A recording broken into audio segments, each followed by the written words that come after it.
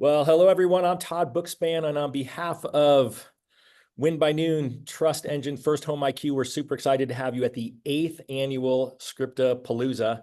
And, it's been a great journey since Dave and I started this back in 2017, and it's been probably the funnest event that we get to do every year. And we're just really excited the fact that we've got not only 6 amazing volunteers that are going to some of the best of the mortgage industry to converse, but also we're excited for our co-host, Mr. Phil Jones. But as always, I get to kick it off this time, but I've got my right hand good friend and mentor, Mr. Dave Savage. How you doing, sir? I'm doing good, man. I am super pumped. Yeah, it is great to be here and finally get this going after months of planning. No doubt. Well, I think we've got the room pretty full. Why don't you kind of set the table and then I'll jump in, share my thoughts, and then let's get the special guest and the leader of this workshop on, Phil I Jones. feel like Phil M. Jones does not need an introduction in the mortgage industry any longer. But I want to make sure that those of you who are of the few who don't actually know who Phil is and why we're so excited to have him here as our co-host for the second straight year is I really think he's one of the, if not the thought leader right now in real estate and mortgage with regards to conversations that are really critical in our industry right now. And he is um, an amazing human, a really great mentor, inspiration, but he's really known as an author. He wrote a book called Exactly What to Say. There's also Exactly What to Say for real estate agents. I think a lot of you already own it. If you don't own it, I would recommend you buy it and buy the real estate agent version. We'll talk more about that later. But ultimately, it's really unique. He sold almost 3 million copies of the book. Last count I had, maybe he's over that by now. But what makes it really special to me is the fact that, the average person who buys a book on Audible listens to it 0.3, not even a third of the way through before they quit. And the average person who has bought the Exactly What to Say Audible has listened to it almost 8 times, and making it the #1 listened to nonfiction Audible in the world. And I think that really where Phil's genius comes in is when he's got the ability to do what we're going to do here today, to workshop conversations that matter. So welcome, Phil. How are you, sir? Yeah, I am fantastic, Todd. So I'm gonna just spotlight myself if that hasn't happened already. I don't know who's doing the spotlight or moving the spotlight, but Hey, it's all here. hey, real quick before we have Phil take over, I do want to share a frame to frame today's call, Todd, if you don't mind. Uh, am I spotlighted still? Looks like it to me. Okay, perfect. So guys, this is a first day of a new shift in the market. So on Saturday, the NAR settlement took place, which is a very big deal for the real estate industry. We have started to see interest rates come down. So guys, it's a new market shift. And here's what's important. It's important, like there's going to be, like, my takeaway from Tom Ferry was a lot of people are going to win, but not everybody is going to win. The people that are going to win in this new market and gain market share the most are the people that are willing to learn new skills, experiment. So Todd and I have never done a Zoom event with 1,000 people live. This is the first time we've done that. We've never done Script-A-Palooza like this with Phil, but we're making an experiment. We're doing something different. We're taking some risk. And so I want to push everybody. This is a time for extreme masterminding, and this is a time for training mastermind, not just coming up to a mastermind so you can learn new ideas, make notes, but get ideas that you then train on. So I just wanted to set the frame around, like, new shift, new opportunity. If you didn't watch the interview I did with Tom Ferry, we'll put a link to that below. But not everybody's going to win. The people that take action and train are going to win. So, my man, thank you so much for spending the time to do this, and I'll hand it off to you, Phil. Thank you, Dave. It's good to be here. It kind of feels weird being invited back. It's like Ricky Gervais being invited to come back and do the Golden Globes, right? Do I just get to be meaner at people this time? Do I just get to be more abusive to the industry as a whole? And I decided the answer to that question is a definite no. I think what we're looking to do is to be different. Dave just laid up the fact that what we are is going through huge amounts of change in the real estate industry as a whole. A question I have for you here right now in this environment is, do people like change? Yes or no? No. All right. Like Diana's here, like, heck no, Todd's giving me a big thumbs down. You guys have found the chat, which is awesome. We don't like change. And I'll prove it for a second. One of the reasons that I wanted to have everybody's cameras on that was able to do so is I was going to invite you to do something real quick. Can you all just fold your arms for me?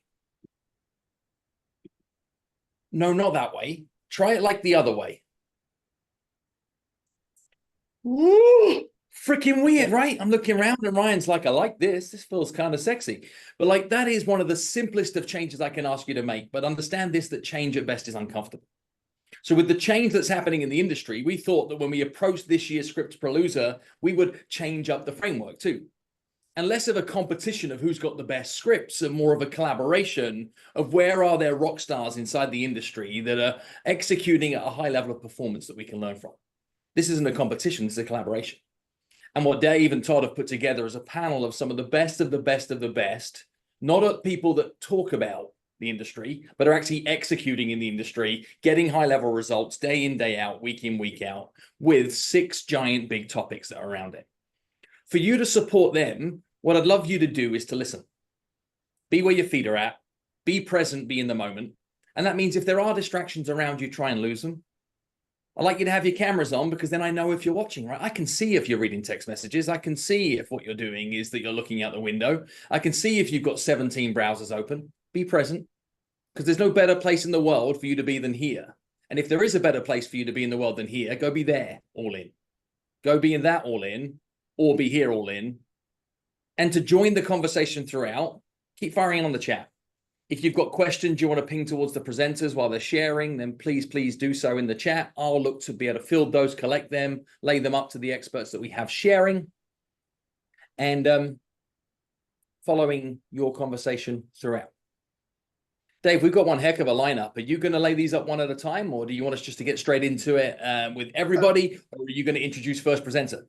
Yeah, I'll introduce this first presenter, and Todd and I will take turns. And so this first presenter is no new person to the community. I've interviewed Jeremy over 100 times.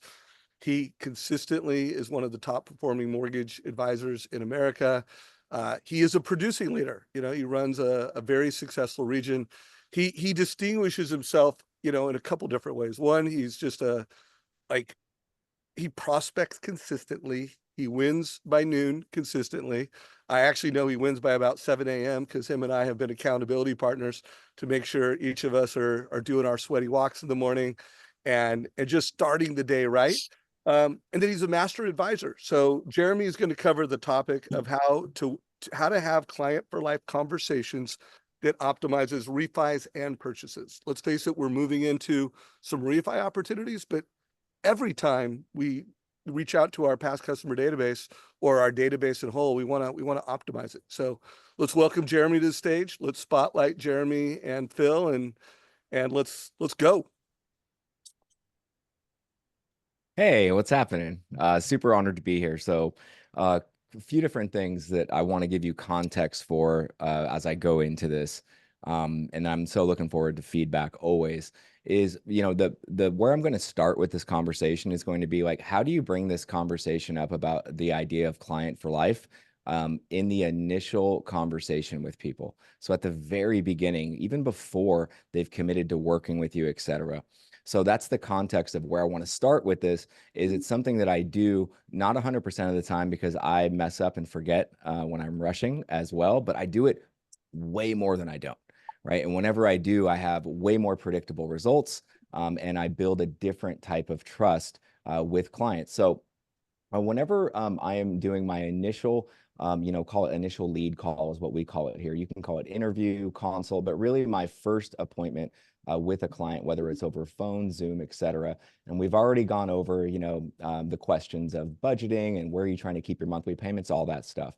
And as we get towards the end and I ask them, you know, are there any other specific questions that I can answer for you while I have you today? Now, if they have a specific question, I will answer it, but I will ask again and again until they say, no, I don't have any more specific questions. And that's where this script starts around the client for life conversation. I say, great. So, you know, in my practice, I've learned that like everyone says that they want to have clients for life, but in our industry, no one really behaves that way. We're different in that sense. Like we really do want to build a client for life experience with you. And that comes down to a multiple different things over time after you close on the transaction. So let me ask you, how important is it to you to have a system in place that can lower your monthly payments systematically when the time is right, to make sure that cost is always going to be considered, to make sure that you are going to... Oh, you.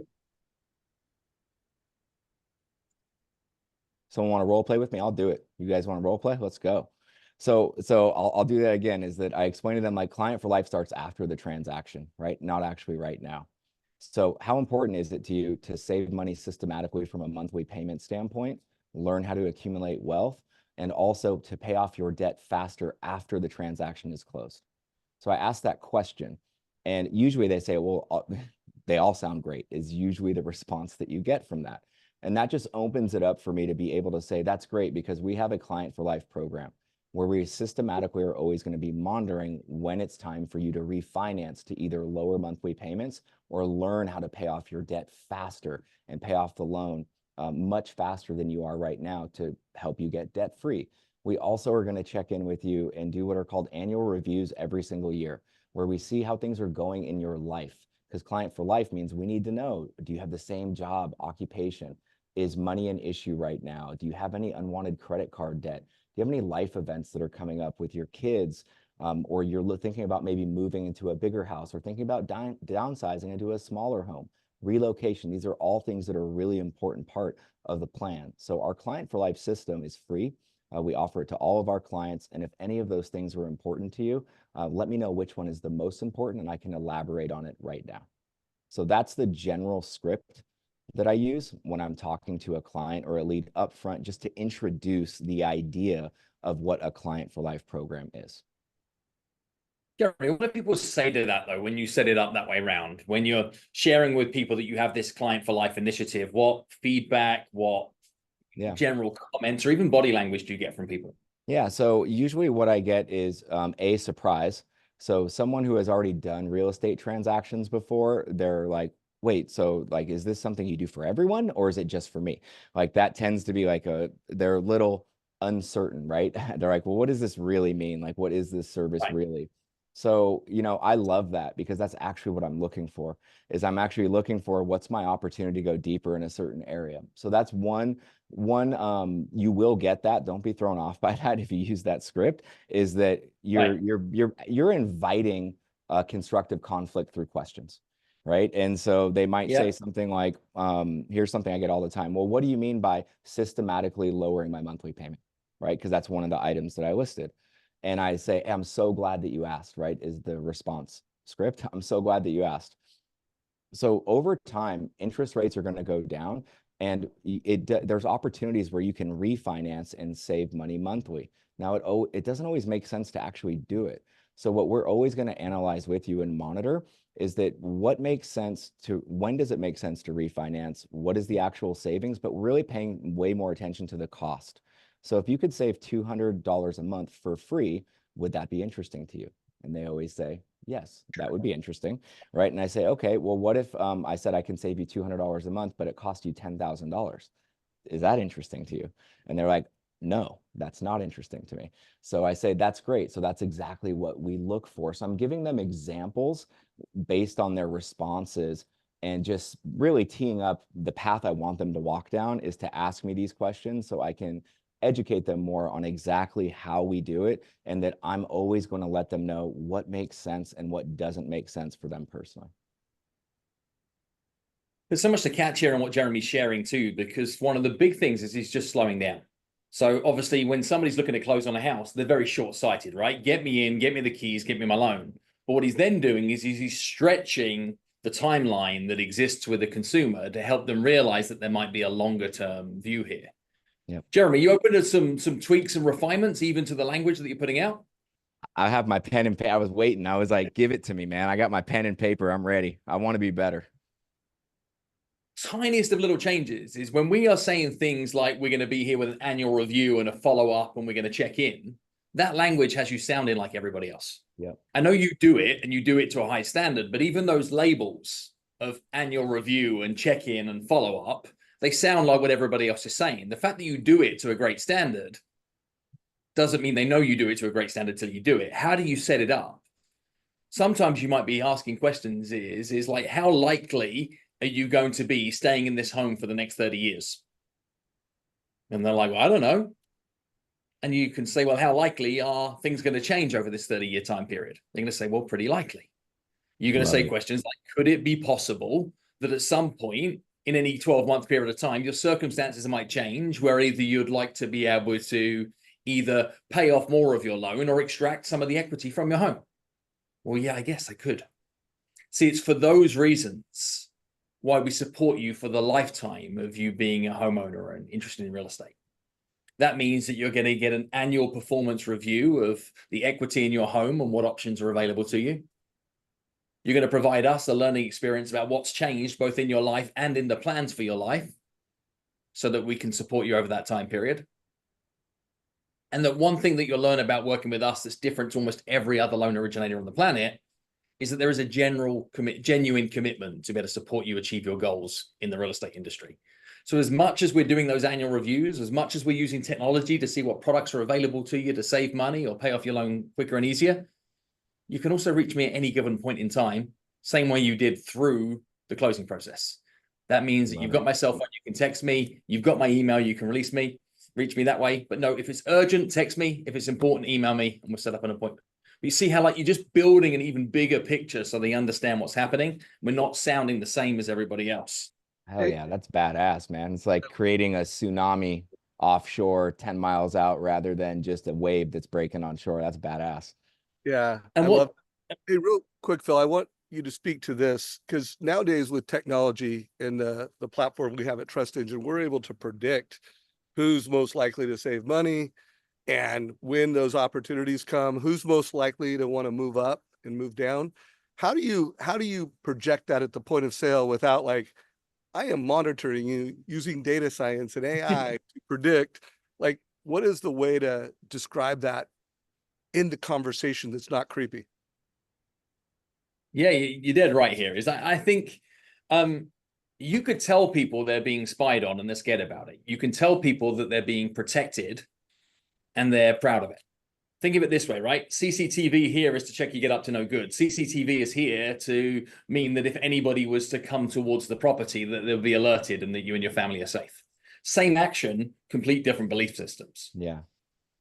I think what I love about Jeremy's approach here is it's been channeled towards the fact that we are helping you with refis and we're helping you pay off your home earlier. What it's likely to be able to produce is people who are looking to sell and rebuy. It's actually going to find all of the life events that exist that somebody might need alternative financing than what they have right now. But I think what we can do is we can put this out up front.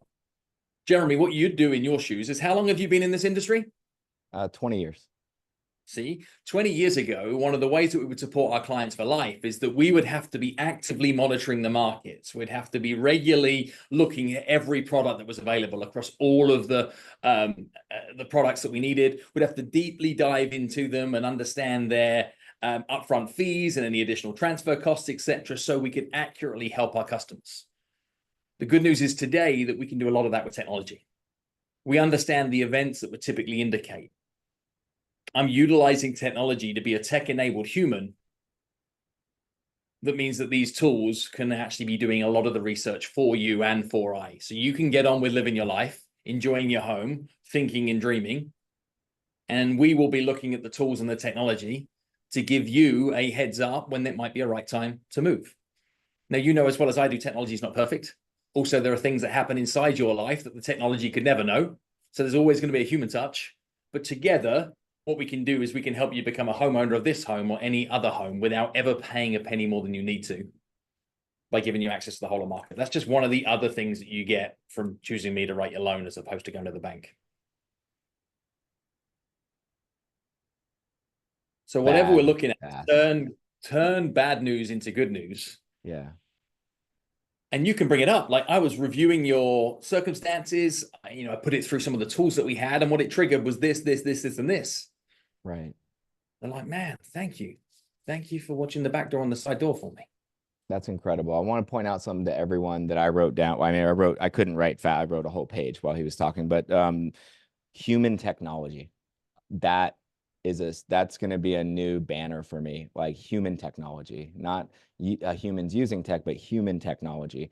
That was my big takeaway from everything outside of your brilliance and reformatting way I could be more influential. But like the human part of it was the thing that kept jumping out to me, that you brought up multiple times. So thank you. Totally badass. And I appreciate you guys letting me share today. Yeah, well, Jeremy, before we just bounce it to the next, and Dave, I'll ping it back to you in a second, is just tell me why this matters. Why should we be setting things up this way around? Why should we be considering that a client for life is a good idea and really meaning it? Yeah, well, the client for life is a great idea, not really for me, but for them. At the end of the day, people don't know what they don't know. They don't know when it's a good time to look at maybe moving up. They usually wait until there's something catastrophic that happens and then they need their help. So I found that like by setting up a client for life system in advance where we are systematically evaluating, do they have needs from an equity standpoint? Do they have needs from a pay down standpoint? That we can actually help them identify what they don't know. And people just don't know, they have blind spots. So I had very poor experience early on in my first 10 years of the career with just bad advisors in my life. And I always got really, really bad advice, and it had a significant impact on me. So that's why it's so important to me, is that I want to make sure that good people get great advice, so that they don't have to go through all the pain that I had to understand what monitoring your finances look like on a monthly basis, annual basis, and making sure that you're set up for wherever your life is today, not where it was 2 years ago. That's awesome. That's awesome. And Dave, I'm going to get it back over to you to wrap this up with Jeremy. But while Dave is sharing what's happened there and what's happening next, all of you that are here that are listening in, that have enjoyed what Jeremy shared, light up the chat and tell us what you're going to do. What are you going to act upon? What might you change? What are you going to do differently as a result of some of those insights? So Dave, back to you, my friend. yeah, I've interviewed Jeremy a lot of times, and he said with a lot of passion that if you're not doing refis, if you're not reaching out to your clients for life, or you reaching out for clients, you are not a client for life loan officer. I would just, I want to, before we leave Jeremy and come back, I'll come back on and just share some strategy on how to do that. But I'd love for the two of you to talk a little bit about that, because there's so many loan officers that are out chasing the next realtor, chasing the next deal, but they are not making the calls when there's an opportunity. Could the two of you just talk about that real quick? And Jeremy, any leadership you want to bring to that? Yeah, well, I mean, you summarized it pretty good for me. My philosophy on this is that last year the market was really, really tough. But guess what? A lot of people needed home equity lines of credit. Well, also, guess what? In mortgages, we make no money on home equity lines of credit. So most people are referring those out, right? Like the credit unions, and just, oh, yeah, here, go call this place. And I decided just to do every single home equity line of credit that anyone came to me with a need for. And I ended up doing 83 of them, like in a year.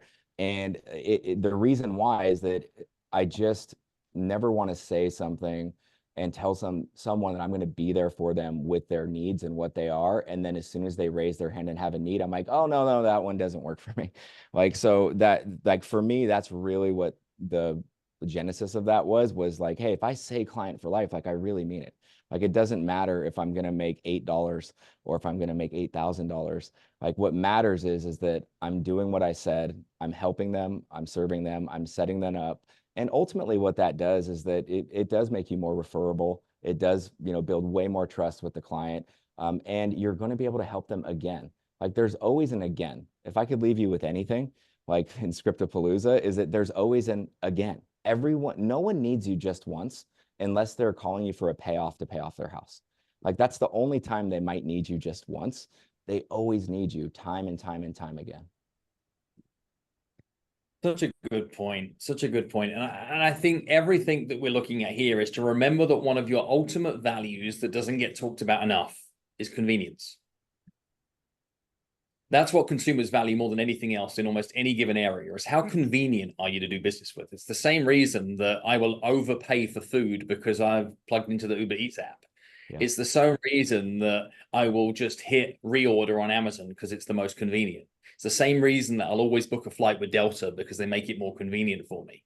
What are you doing to make it more convenient? And if you're not adding this human layer of convenience with a never-ending story, that means they don't have to explain themselves to somebody else again and again and again, then what you might do is you might lose to a more convenient option. They might refi with the bank because it's more convenient. Like I just did a $50,000 currency exchange today using my bank because it was easier, even though it cost me $300 to $400 more than it could have done going through an alternative option because it was convenient. The greatest risk that you could have to sabotage or lose your business right now is somebody is more convenient because you haven't been showing up with enough emotional intelligence about the person, and you haven't made it easy for them to be able to do business with you again and again and again. Be more convenient. Love it. Thank you, guys. Yeah, and be at the right place at the right time. And Phil, I will let you, however you want to wrap this up. I have a few ideas to share. But that was such a good session. Hope everybody dug it. Remember, use the little reactions. Give Jeremy a reaction, whatever comes to mind. So what are your thoughts at this What point? I love about the way that this is playing out today, Dave, as well is, and you're all seeing it, is in the real world, nothing goes like a perfect script, right? You could have the perfect script, the other person doesn't know their lines, the whole thing falls over. What we have here is a messy car crash of a collaborative set of conversations around how we can level up our performance when working with real clients. So there are situations where we're going to talk over each other. There are situations where it isn't going to go perfectly according to plan. Guess what? Same is true in the real world. So I think seeing how this evolves, catch that as a through line, seeing how we collaborate and build on ideas in real time is just like the real world here too. So Dave, I think what we should do is move forward from here, set up our second presenter who's going to be building on the great foundations that Jeremy laid down. Well, before I do that, I want to make sure everybody knows the type of technology, and I love that, human technology that's available to mortgage advisors. And Todd, you be ready to bring on the next guest after I show the latest and greatest human technology. So I want you to think about this, where a mortgage professional has AI. Your database is being monitored for eligibility, who qualifies, who's most likely to transact right now.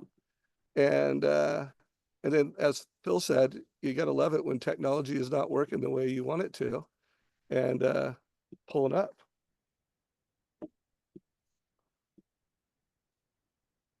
All right. Anticipation, Dave, makes it even better. I know.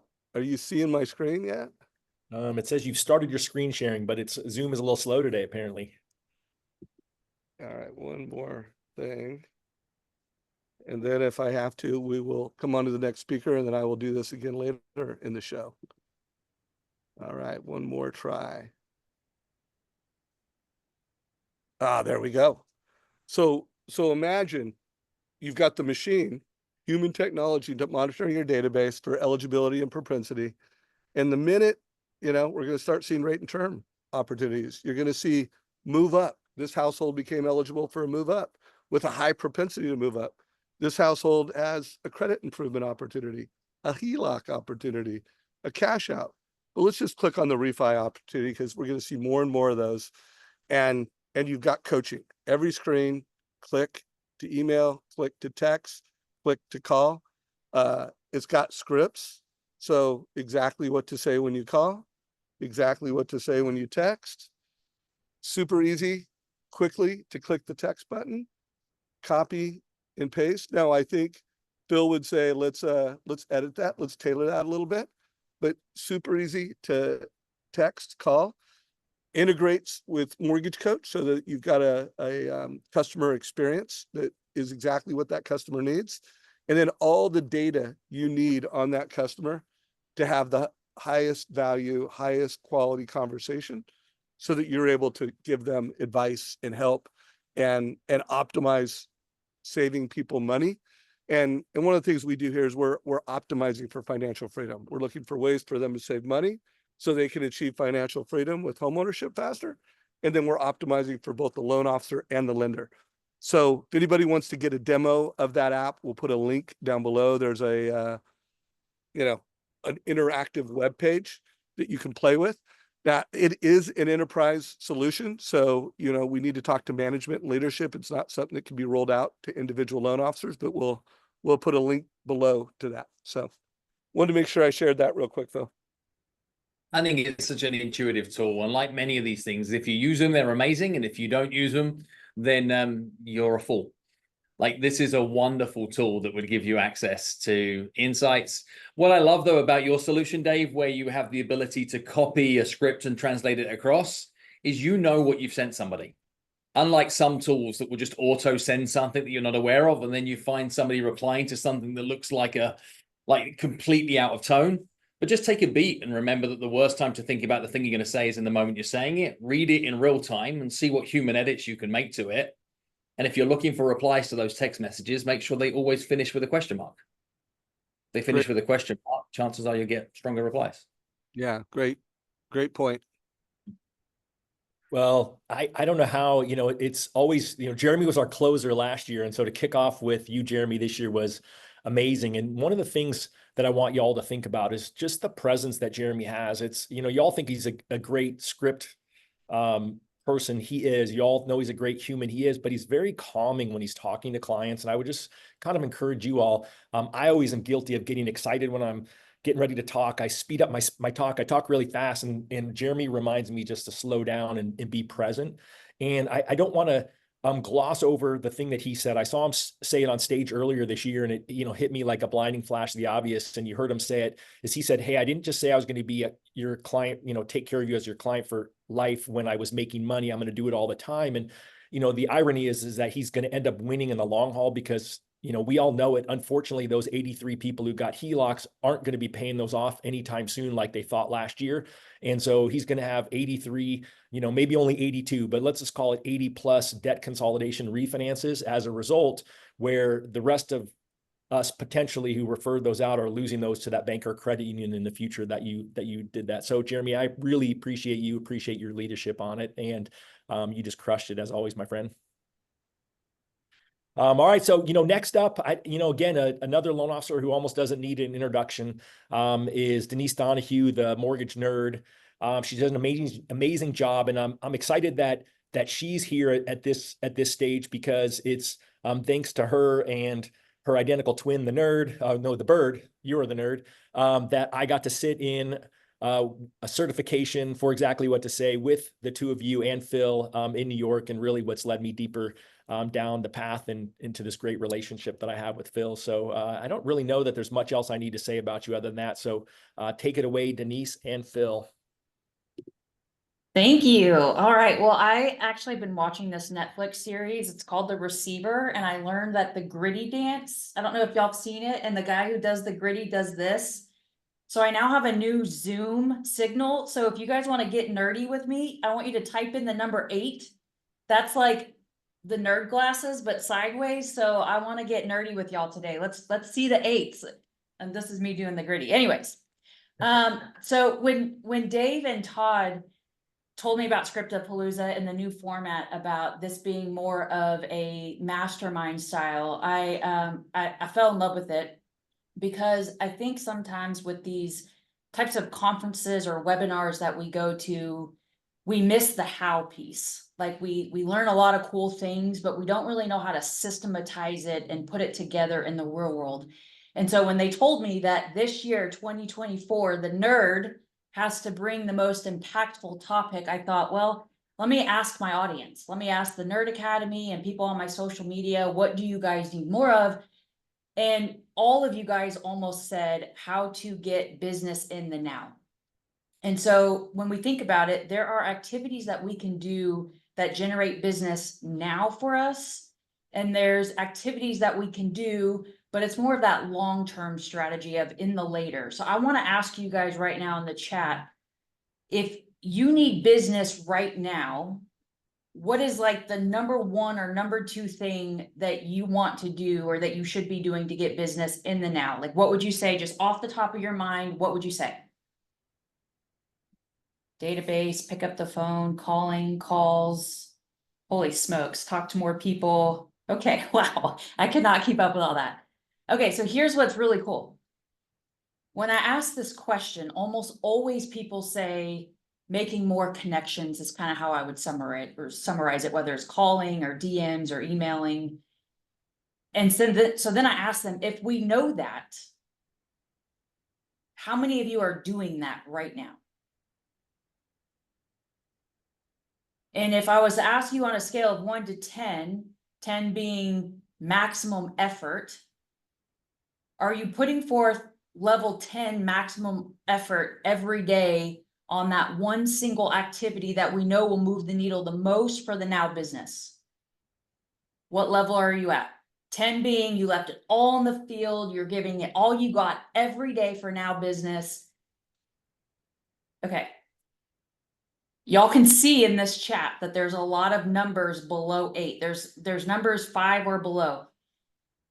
And I read this morning. Dave knows I do audios with him when I'm walking. I read this and I wanted to share this with you guys because I think it's really relevant to most of us. Well, there's a statistic that said 60% of loan originators are serving one family or less every month.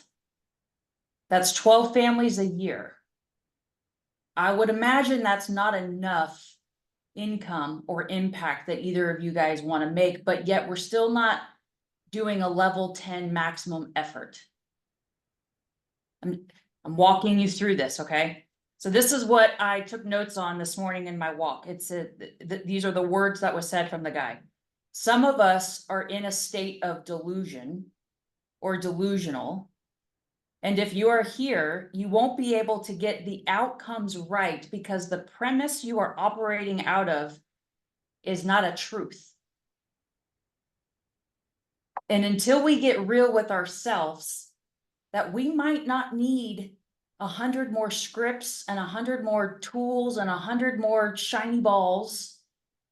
We might just need to get really real with the effort that we're putting in every single day for now business to move the needle. And so I just want to say thank you to all of you guys who were honest and vulnerable and put your numbers out there, because I think that that's truly where the work begins. With that said, because the number one activity that we can do for now business is more conversations, more connections, more calls, I want to share with you my exact strategy that I'm using, that I've systematized to make sure that every day I leave it all on the field and I hit my 60 minutes of a power hour every single day. And I know what I'm doing and I know who I'm calling and I know what I'm going to say. And I'll tell you the trick of it a little bit towards the end, but what I want to do is share my screen. So y'all take notes. Y'all know nerd style is very technical. I want you guys to walk away and be able to implement something like right away. So I'm going to share my screen and I'm going to show you guys what this looks like. I don't want to lose y'all's faces. There we go. Y'all good? Y'all can see me? Give me an 8. Can y'all see me? The screen. Okay, good. We see your email open. That's what you're looking for. Yes. Yes. All right. So systematizing. The first thing we're going to talk about is how to systematize this. The second thing we're going to talk about is how to prepare for it. This is not super fancy. We just discovered that really to move the needle, it just takes effort and being intention, right? So here's what I want you guys to start doing. In my inbox looks crazy. I have a folder that's called Realtor Power Hour. Y'all see that? And then subfolders beneath it are numbered 1, 2, 3, 4, and 5. They're numbered because I couldn't put Monday, Tuesday, Wednesday, Thursday, Friday because Outlook wants to put it in alphabetical order. So I intentionally labeled it 1, 2, 3, 4, and 5. 1 means Monday. 2 means Tuesday. Y'all get the point, right? So my calendar, my schedule looks like on Mondays, I'm going to click on my number 1. And anytime that there was an offer that was sent in, or if an agent made an offer, I've trained them to copy me on the offer. I call the agent. Anytime there's an offer that's made or I receive a contract, I drag the email into that Monday folder. Denise, what if you get a contract on Thursday? It goes in the Monday folder. This is how I automate and protect my time so that my 60 minutes are super intentional, okay? Tuesdays are my status update calls. Status update calls means for clients who are under contract I call the client, give them an update on their file. I call the buyer's agent and I call the listing agent. When you get to the point where you have too much production that you can't make all those phone calls, just call me. We'll talk about how to scale and grow from there. Okay. But Tuesdays are my status update calls. So when I get my emails from my CRM that says the appraisal's been ordered, the appraisal's been received, whatever, guess what? I drag it into my Tuesday folder. Wednesdays, these are my realtor drip follow-ups. This is not fancy language. I'm sure Phil's gonna tell me there's a better way to say drip and follow-up, but okay, this is my internal self-talk, so don't judge. Built into my CRM. So I do use a CRM to systematize a lot of my stuff. I started out with an Excel spreadsheet, then went to Smartsheet. I don't care if you use a napkin to start with. The point is to build the habit.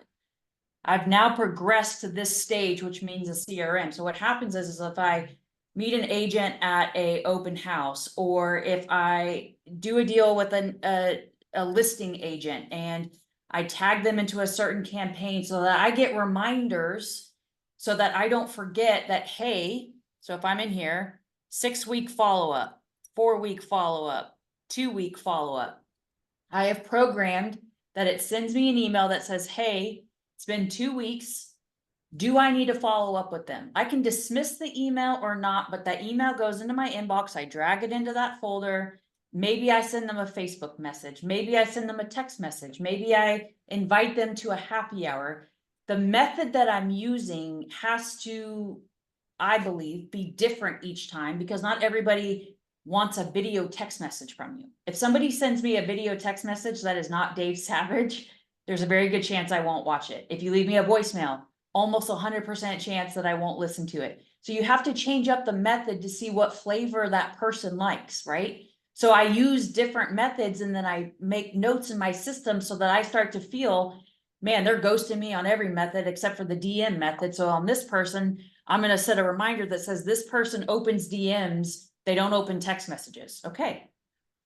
Isn't this a more intentional way to learn how to communicate with someone and get responses from someone? Now, if you want to know what to say, we're going to go into a little bit of detail about that. Go get certified with Phil Jones. Go buy his book. He's got a great thing called the OFC. You got to practice it to get really good at it. But my Thursdays right now are my HomeBot emails. So some of you guys have HomeBot. It's going to soon be my sales boomerang updates. This is one of those tech tools that are super underused. You know, tech can be fantastic if you use it right. And for those of you who have a HomeBot type or sales boomerang, you get these updates that says, hey, there are people in your database that are showing symptoms of wanting to sell. Most of us just delete that email because we don't have time to make the calls. But all of us just said, that's the number one activity we need to be doing, but we don't know who to call. Well, you do know who to call. You just don't have a systematized way and an identified way to make the calls. So wouldn't a agent like to know a client that we helped in the past together who's showing symptoms of wanting to sell? How cool would it be if you were the loan originator and said, hey, Phil, hey, this is Denise. You and I work together on 123 Banana Street. And I wanted to reach out to you because we utilize AI technology and we got some symptoms that said that John Smith, that he might be thinking of selling. Have you spoken to him at all recently? No, I haven't. Or when was the last time that you spoke to John? Right. When was the last time you know what I mean? And I mean, I've got text messages, proofs of like them being so stoked of the fact that I had no idea. And do you think right now with all this NAR stuff, do you think agents want more listings or want more buyers? A little bit of both, right? They want both. They want both. They love listings. They've always loved listings. So the last thing I'll follow up with is on my Friday email. I call it the wealth story and my hit list prep. This is probably the single missed ingredient in making all of this work. Because you'll say, all right, I know I need to make more connections. I don't know who to call or when to call or what to say. Okay, now I'm just gonna copy Denise's schedule. This is like what happens when you leave conferences is, well, Denise is, serving 40 families a month. So if she's doing it, it must work for me. So I'm just gonna follow the schedule. And then next week you start doing it and you're like, wait a minute. You didn't prep the week. If you haven't been in business for 15 years, you might not have people in your Thursday category, enough people to fill up that 60 minutes of an hour slot of contacts, because maybe you don't have enough people in your database to call. So then what are you going to do? Well, a great strategy that Deborah Berg mentioned was the Redfin strategy of go on to Redfin and look to see in your local area who has had recent price drops on their listings.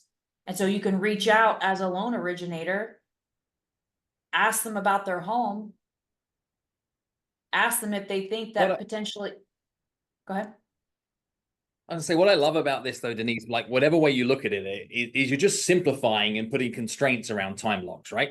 So you've got the categories that work specifically for you, but if it was a newer agent that doesn't have a book of business, is you could say, well, these are open house follow-ups, these are friends and family, and on Wednesdays, what we're doing is that we are going to technology and seeing what has been dropped, etc. Is the action I'd be taking right now if I was everybody listening in, is to say, well, what are all the buckets? What are all the buckets of continuous conversations that you need to be having with people? Do a list of all the buckets and then say, well, how do I spread that through a Monday to Friday? How do I spread that from a Monday to Sunday? How do I put that within my working hours? And what I love about the simplicity of this is just in your email. This isn't some clever CRM, etc. And I see some people in the chat here that are saying things like, does that mean that you have to wait a week to contact somebody? You can always queue jump it, right? You can always bring it forward if there's something that's burning and urgent. What I love about the system, though, is you don't forget. Like, you don't forget people, right? They're always there. They're the latest they are 7 days away without another thoughtful point of contact or a thoughtful action. Am I reading that right? Absolutely. And, we have different loan officers within our division that are at the beginner stage. We've got some that just started in their business this year. And so to Phil's point, he's spot on. You might not have a Monday that's filled with offers and contracts. And so how do you fill that time? Well, we do open house crashing. And so if that bucket's not there for you, then go crash open houses, meet agents, get their business card, put them in your Monday every follow-up and make those your categories. And so the most important thing, because it's funny, whenever I coach this with loan officers and they start it, and I encourage all of you guys, honestly, if your business isn't where it is where you want it to be right now, and you need business for the now, and you answered 10, 9 or less when I asked you that question, the number one thing that you should do when you get off this call is identify your buckets. And don't skip your Friday wealth story prep list, because if you don't have it systematized, then I know one of you guys asked, please explain the Redfin strategy. The Redfin strategy is if you see a price reduction, you pull up your area, go to Redfin, pull up the city that you're in, see what listing agent has had recent price reductions, call them, ask them, hey, are you still the agent for 123 Banana Street? I saw that there was a recent 10,000 price drop. Can you tell me a little bit about the home, about the seller? And I'm just asking them questions. At the end of the day, I want to offer them a 2-1 buy down strategy that says, well, this may or may not be for you, but would it help to market the house with a 4.99 interest rate? And you put a TCA and a lender launchpad, lender marketing platform. I know I'm throwing a bunch of acronyms at you guys. Hopefully you guys know what those are because you watched the Mortgage Coach channel, but you've got something that you're offering of value to that agent. You're not a loan officer calling them saying, this is how every call goes. Hey, my Denise, name the is magic here is constraints. You're putting constraints around things that then force your creativity, right? It's just saying like, not I can call anybody and everybody, which actually means that most of you call nobody, right? Give me a yes, no on that, right? How many days are there that you could call anybody and everybody? The world is your oyster, so you procrastinate for 9 hours and call nobody. What Denise is doing here is she's putting a framework around this that says, be as creative as you can in this tiny bucket here, and then as creative as you can in this tiny bucket here. And what you learn is that actually creativity works better with constraints. You're forcing these constraints. And it's funny while you're sat here as well, like this is my daily planner that I drew out for years and then produced. This forces me to have 18 conversations a day in a proactive way. All I do is I sit here and I say, who are the people I need to be asking more questions of? And I add 5 names. I say, what are the conversations I need to revisit in order to be able to progress? I add 2 names. Where you have relationships that contain unrealized opportunities, I add 2 names. And what opportunities are awaiting my input to agree next action? I add 5 names. So every day I have 18 proactive conversations that are forced by this. And then I review my day and I get planned for tomorrow, and then I tear it off and I go again. Like every day I use a single sheet of paper. And if anyone wants to see that piece of paper in their own light, is come to my Instagram and just DM me the word planner, and you'll see how that works there too. But all of this is simple. This isn't like there's this like evangelical wonder, AI induced, like how do you automate all of these communications? The system is repeatable. The system that Denise is sharing is something that she can bring her best self to, because she's not getting snagged up in tech. What you're doing is you're just saying, I know what I do on Monday. I know what I do on Tuesday. I know what I do on Wednesday. I know what I do on Thursday. I know what I do on Friday. I know what I do on Monday. I know what I do on Tuesday. I know what I do on Wednesday. I know what I do on Thursday. I know what I do on Friday. Sexy, And it's isn't so it? easy. But it is, right? And the basics to a high standard consistently drive results. We come to these webinars sometimes and be like, well, where's the silver bullet? Where's the fast track? Where's the easy button? And anybody I've ever met who's exceptional at anything, they do the basics well on repeat. They do the basics well on repeat, and they find ways to habitualize that. And you've just modeled excellence there, which I think is fantastic. Yeah, and I think going back to how I started this conversation is, if we all know that doing a 60-minute power hour of making phone calls, I'm specifically talking about real estate agents because Jeremy already told you how to kill it with clients. There's a whole other system for that, but specifically for your partners, committing to 60 minutes a day, that's less than 4% of your day, to doing activity in the now that's going to generate the most results. I think the bigger question you need to ask yourself is, why are you avoiding doing the number one activity?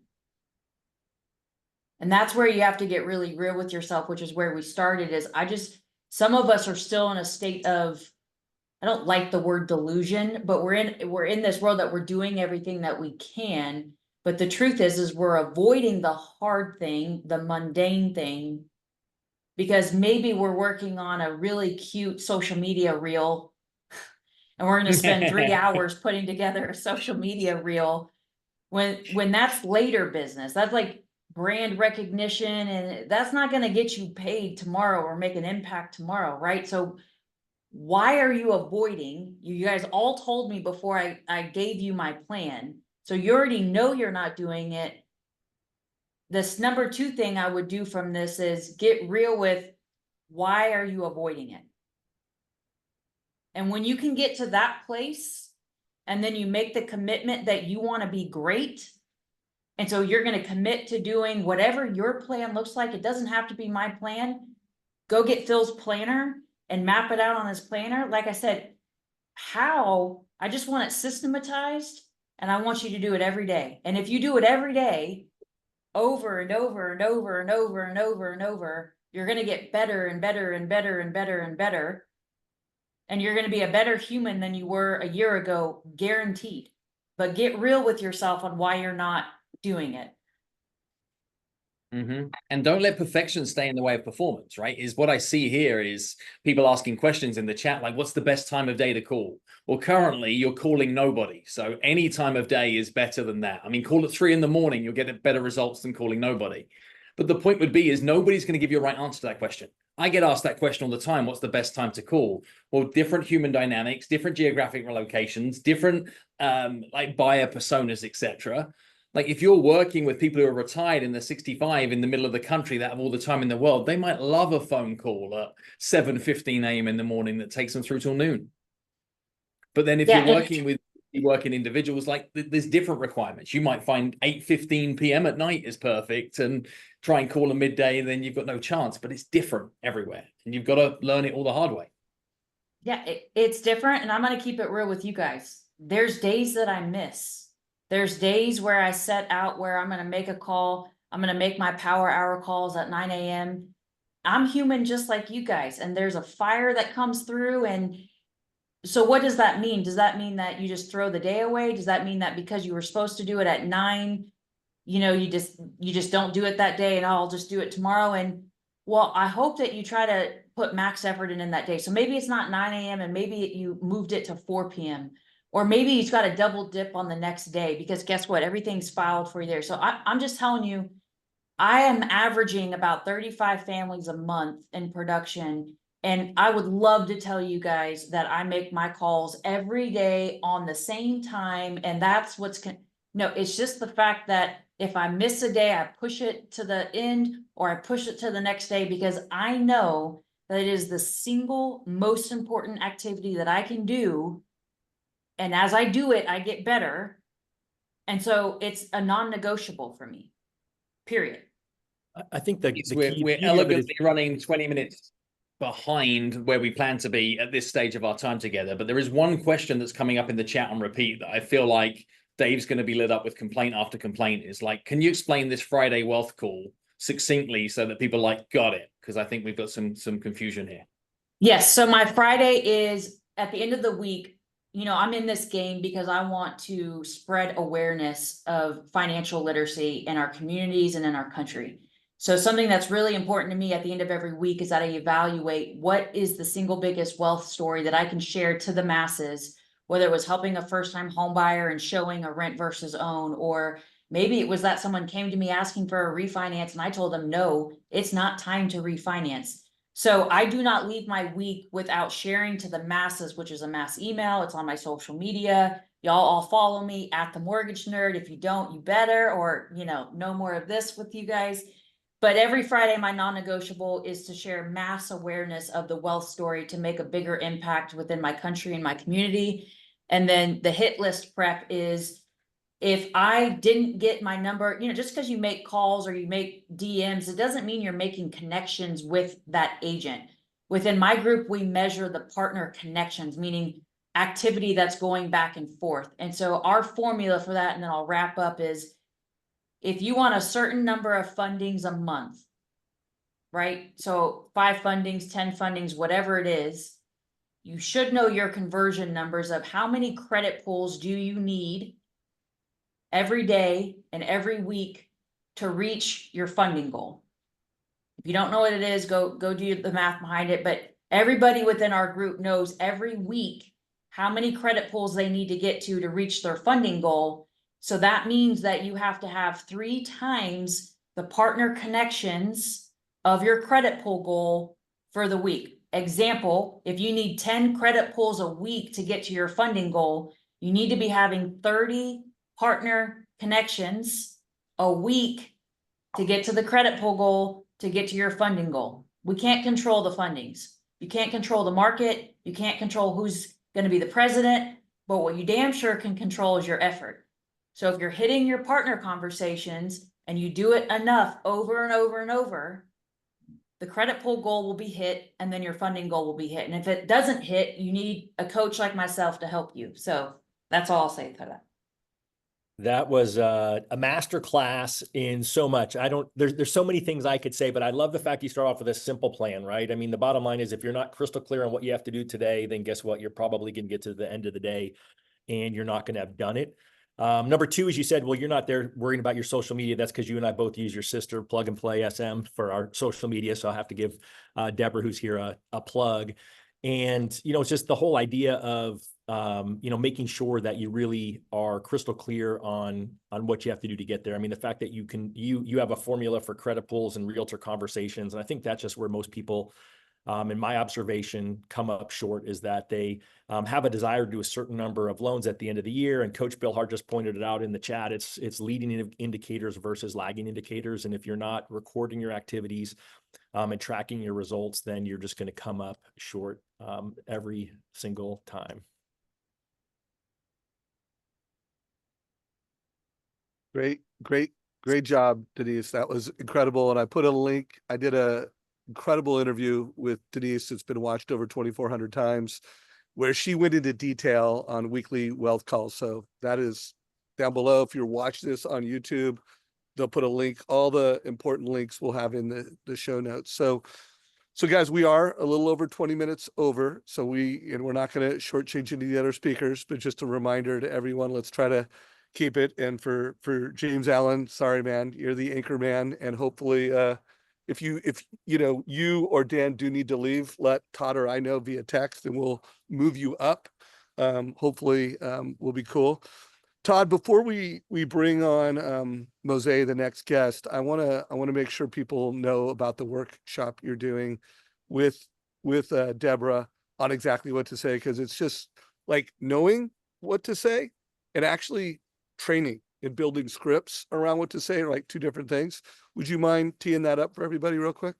Well, I mentioned that I had the opportunity to sit in a room with 20 of us, led by Phil, with Denise and Deborah sitting across the table from me for 2 full days. And, one of the things I realized there was how understanding better what to say and when to say it, AKA exactly what to say, is such a critical part of the missing critical part for a lot of loan officers, myself included, not just in business, but also in life. And so one of the things that Deborah and I have been really fortunate to do is dig in deeper and become certified exactly what to say guides. And we've now run 3 mortgage and real estate specific exactly what to say certifications. And we've got one last one this year. We've got just a few spots left in it, but September 18th and 19th, or 17th and 18th. I'll have Deborah put the link in there. So since I'm forgetting the exact date, we're going to be sitting in Dallas, Texas. And I think it's just a great opportunity for anyone who's really looking for a way to go deeper in the work that Phil has put out there and go beyond the content that's in the book and go through a specific workbook over those 2 full days around other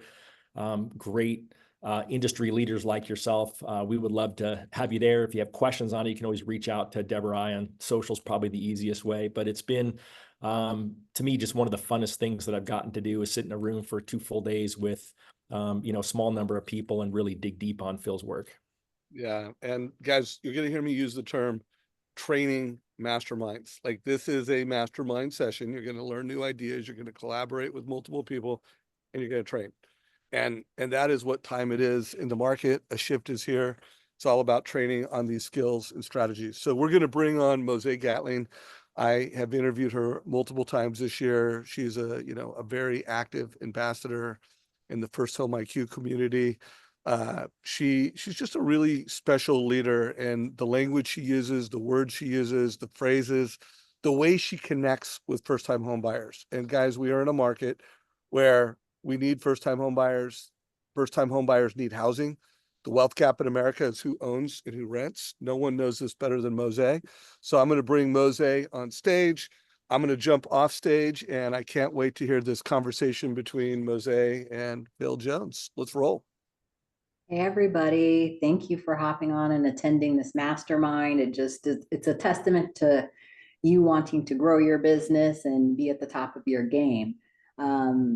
When it comes to first-time home buyers, I think a couple things come to light. Dave and I were talking about this the other day. About 39% of millennials own homes right now, which means we're going up to age 44. The first time buying age, because of the cost of homes and interest rates the last couple of years, has skyrocketed to 35 years old. So when we're talking about first time home buyers, we're not just talking 20 some odd year olds. We're not just talking $200,000, $300,000 homes. We're talking about people that are more, let's call them mature in their age and also their employment. So that means they have earnings there that perhaps they've delayed buying over the last couple of years while it was rough for themselves and us in the business. And now they're willing to come back out into the world and maybe consider it. But I really feel that language is tied to how we will connect with them going forward. And I do agree with what Phil had mentioned before, that be different right now. Do not sound like the rest of the competition that is out there, doing things perhaps the old way of talking to home buyers about their compelling argument as to why they should go forward with a home or a mortgage. A lot of that nomenclature is so old. We've all been saying it since like fair housing time about what are the reasons why you should own. So it's really changing your language around what it means to own a home or be a first-time buyer. So you're really connecting with them exactly where they're at right now. Not you trying to take them into the realm of what you think is good for home buying, but really where they're at.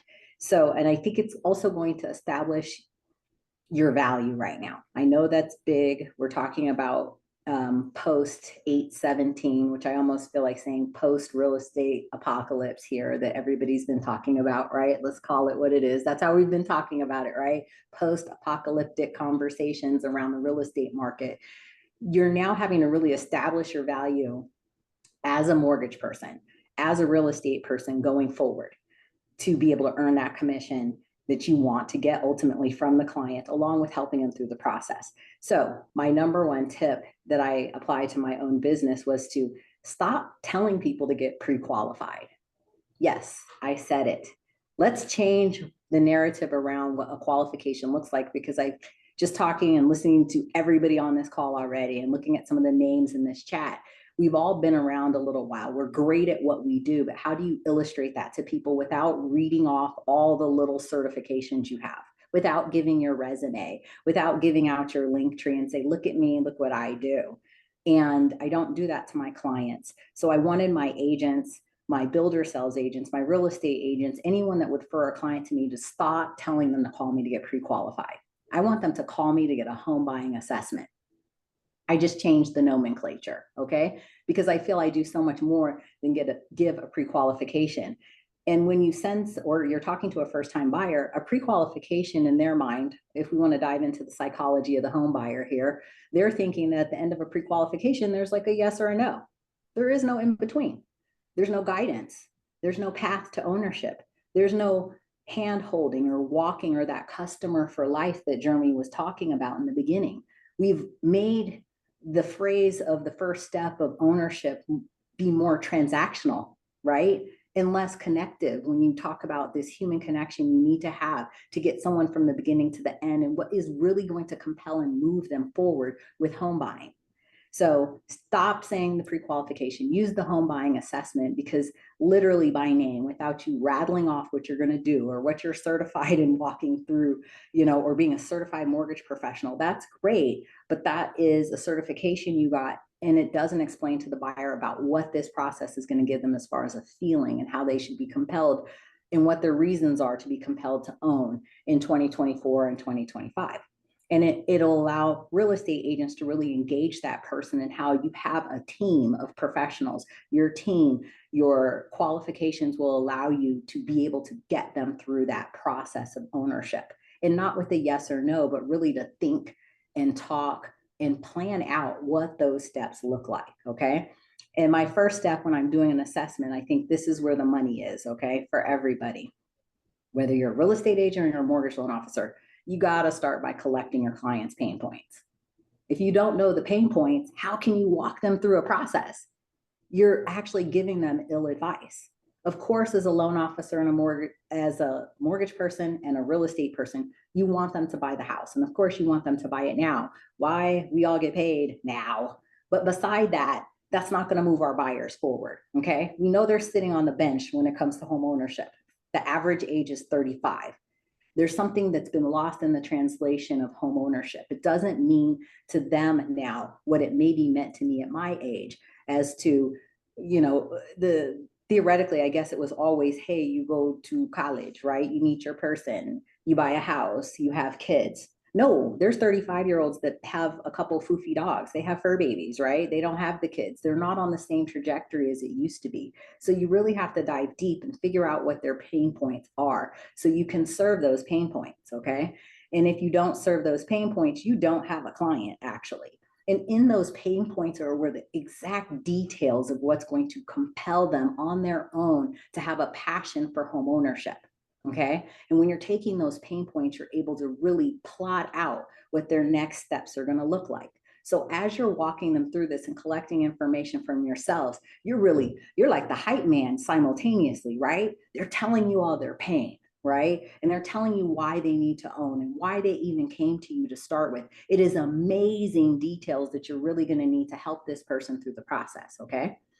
You have to make a connection. And this is also what's going to stop them from going to your competitor or dropping dealing with you, because you've moved from transaction to connection. Okay. And after you have all these great pain points, then comes your plan. Everybody loves a great plan. Everybody wants to be empowered to have a plan and have things that are plotted out that allow them to see these steps coming true. So we're going to take those very pain points that they've already disclosed to you, and we're going to map out a plan around those pain points. We need to show them the solve. Okay. I like to call it that. We got to show them the solve. If you tell me, I don't know, you have 5 kids and the unit you have or wherever you're renting now has a stackable washer and dryer, or you just tell me, again, you didn't tell me you needed a house, but you told me you had a lot of kids and you told me where you live has a stackable washer and dryer. That's going to be on the top of my list. And I'm always going to talk about the time that you're saving washing clothes in a full-size washer and dryer. I'm not going to talk the transaction. I'm going to talk about how I'm going to change your life. Because to me, as a mom, I'm a mom of 5, actually. My oldest is 26 now. My youngest is 17. So I do far less laundry these days. But if you would have told me I would have gotten hours of my time back, it would have made such a compelling argument for me personally to want to move.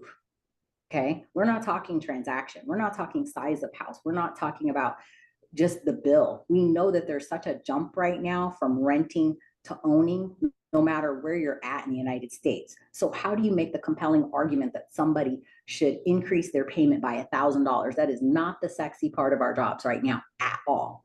So we have to find those things that lie in the pain of our clients to illustrate how we literally improve their lives overall by way of ownership. Again, it's not just the generational wealth. Yes, you can get generational wealth.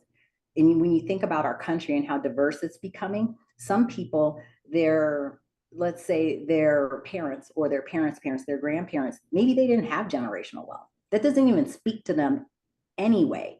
But again, that's one of those old nomenclatures that are attached to housing that we often just throw out there like word vomit, like, hey, you're going to get generational wealth. They don't have it so far, so they can't relate to it. This is where we're changing that language really to meet the client where they are and find the things that are important to them. And it's in the details of their lives that we're going to be able to do it. So this plan, when you're— No, what I'm hearing here is a lot, right? There's a lot here. And I'm going to just try and slow it down so we can organize this in a way that people are catching much of this gold as well, right? Because what I'm catching here definitely is this idea of repositioning pre-approvals and more towards this home buying assessment. If you didn't catch the fact that how you label the call, then that's huge. But then everything else is about combining your service to the unique pain points, the unique challenges, the unique obstacles that exist in that. Yes. I'm trying to just join these dots up a little, and I want to quiz you a touch. How does it change the narrative between you and realtor partners when you ask them to consider inviting their clients to come to you for a home buying assessment rather than a pre-approval? What's actually happened in that narrative there between you and realtors? Let's start there. Real estate agents are finding a higher conversion of people that are willing to come talk to me and take that next step in the process. Right now, in a real estate agent having to— here in my market, they changed their contracts and buyer broker agreements on August 1, and they didn't require them here at all before. So we've been into this a little bit, but it's allowing them to engage that client a little bit more and illustrate, first of all and foremost, their services. And their services can't just let me have you go talk to my lender to get pre-qualified. Again, it's not sexy at all. It's not that. It's slowing the process down between the realtor and the client, and the real estate agent now is getting a stickier relationship with their client because of the fact that they're seeing this more combined service from you. Absolutely. And then when you speak to this client, you're not jumping straight into how much do you earn, how like affordability. You're not jumping straight into the nuance of let's do the math equation where the computer says that you're approved. Correct. You're looking at why they want to move. You're looking at all the motivational factors. You're not asking questions like what is your motivation for a move and what size house and what neighborhood you're looking for. You're actually quizzing towards the human and how they're going to live, not where they're going to live. The way in which they're going to live, not the attributes of the home. You've got it. You've got it. And when in doing so, I think I can find a lot of things that lie outside of our 1003, outside of the application that means so much more to them. Because our application doesn't ask them who lives with you now or who's currently on your lease. Because when I ask that, I am indirectly asking, what possible cosigners may we have? Because I know we're going to have a jump in payment. How do I mitigate that negative reaction later by asking questions now that are connective and seeing more of a process of assessment and less of a transactional, let me just literally fill out the blanks on an application, right? I'm really stacking up that relationship up front. And then whether But you're not saying that it's about the relationship, you're showing, right? You're showing, you're caring, you're leading with love. You are putting people into a situation that they feel like that they are connected with somebody that isn't about them buying a house, but buying the next chapter of their life. Absolutely. Absolutely. Okay. Different narrative on home buying and less transactional. When you say, hey, get pre-qualified, instant transaction button flips on in the person's head. They may go forward or they may just drop off and say, I am not ready for that. You get a lot of, I'm not ready for the pre-qualification part just yet. But what if we just load it down? And what they think of you as well, right? The value they attach to the results you can help them achieve get minimized. They imagine you're in a call center wearing a Britney microphone, punching some information into a computer to get a computer says yes, computer says no. And I love it there because Paula smiled because she's wearing her Britney microphone at this very moment in time and realized that I may have been, even though I wasn't talking about her, is what I saw on the screen. But Mo, I'm going to throw you a challenge and I hope that you're up for it.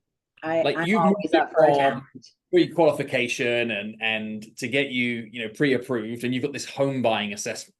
Yes. I can think of hundreds of people that wouldn't like to come to a home buying assessment because they think I've bought homes before, I have some level of experience, just need my rate, need the piece of paper that can support my offer. Right. So what I'd be inviting everybody to do right now, if this is a pro group of people and we're playing through this good idea and we're getting ready for 25, we're not saying what's working in 24, we're getting ready for next, is I would say, who are the 3 groups of buyers that you are best positioned to support? Is it first-time buyers, move-up buyers, investors? Is it second home buyers, first-time buyers, somebody looking to buy, a series of multifamilies? Like if you were to pick 3 groups, who would yours be, Mo? I would say for me, well, it's crazy because I have some of both. I have some professional athletes that are clients, but I think I phrase it slightly different. But I had to say more business, first-time home buyer. See, what I'd be looking at is if you've got professional athletes, yes, you maybe relocating to the area or moving out of the area. You've got first-time home buyers that are looking to move from rent to buy, and you've got families that you've supported in the past that might be looking to move up.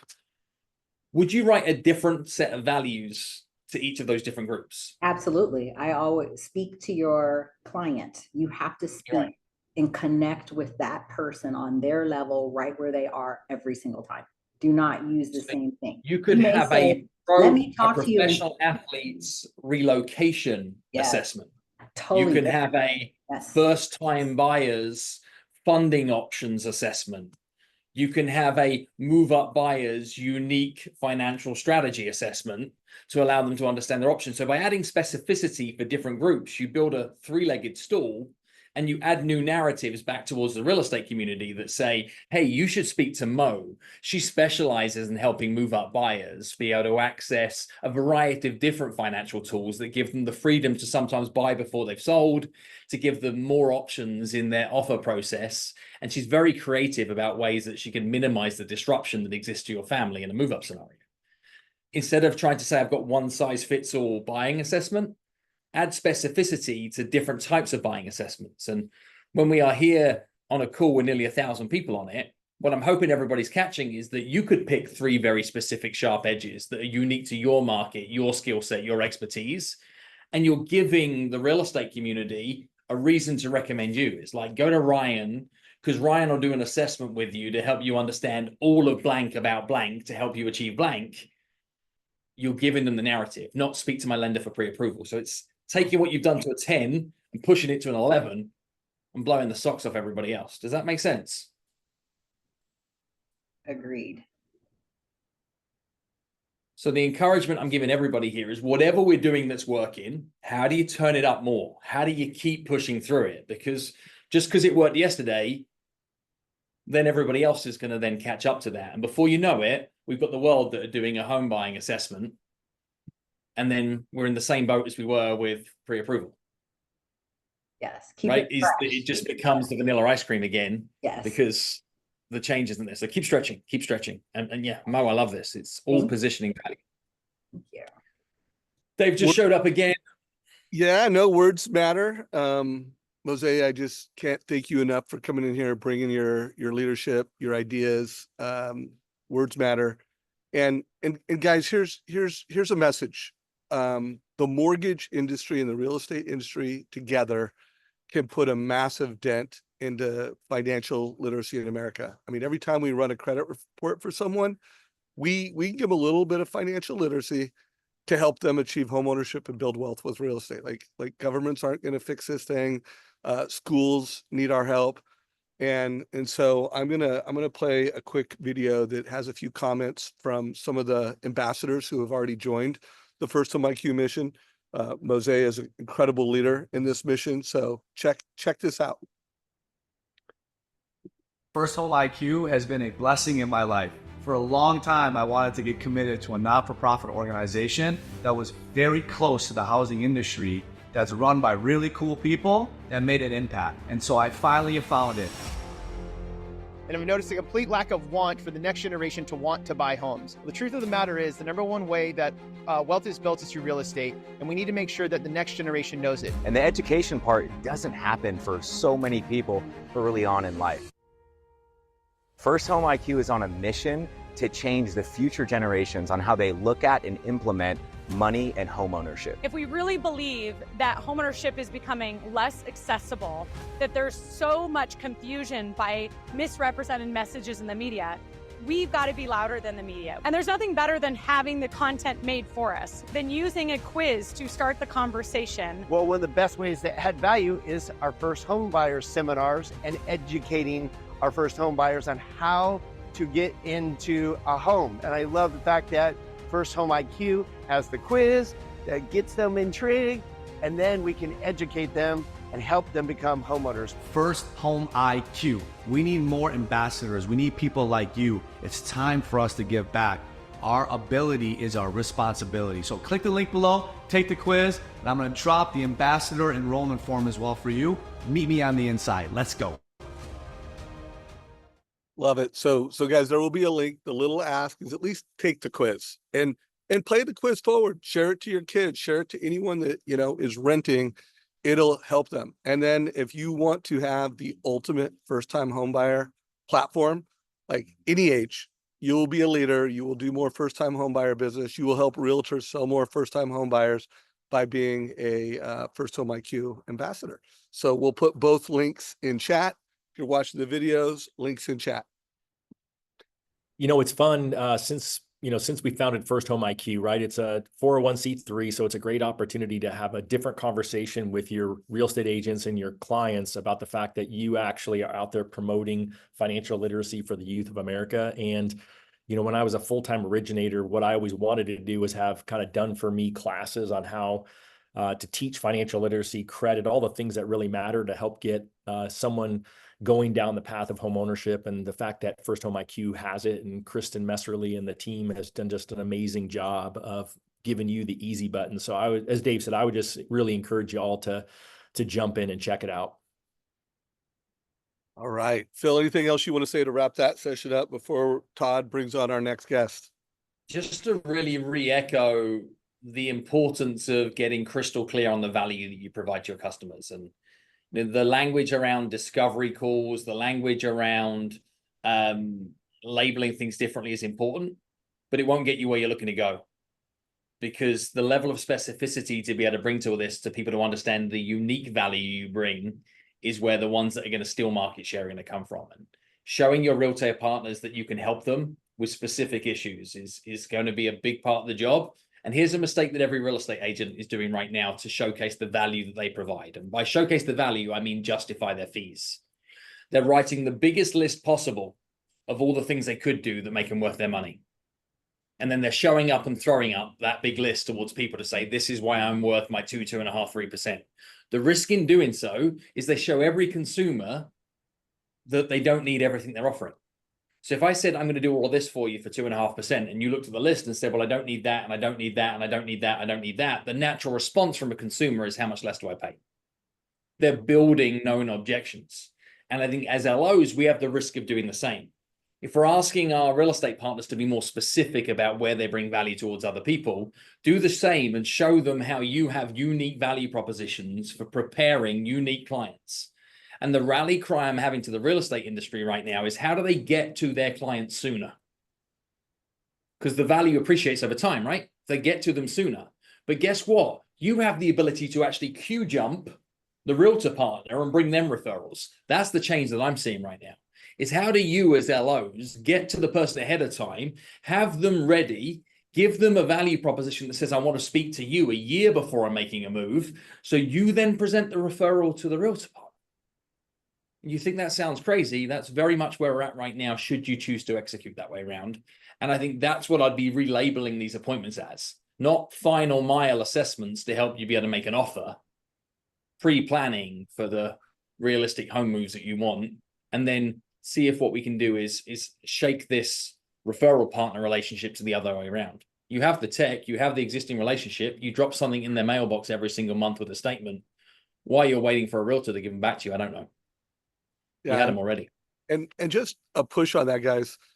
There has never been more equity in America. Your databases are full of consumers that want to help their kids get into homeownership faster. So you're sitting on just a mountain of loans.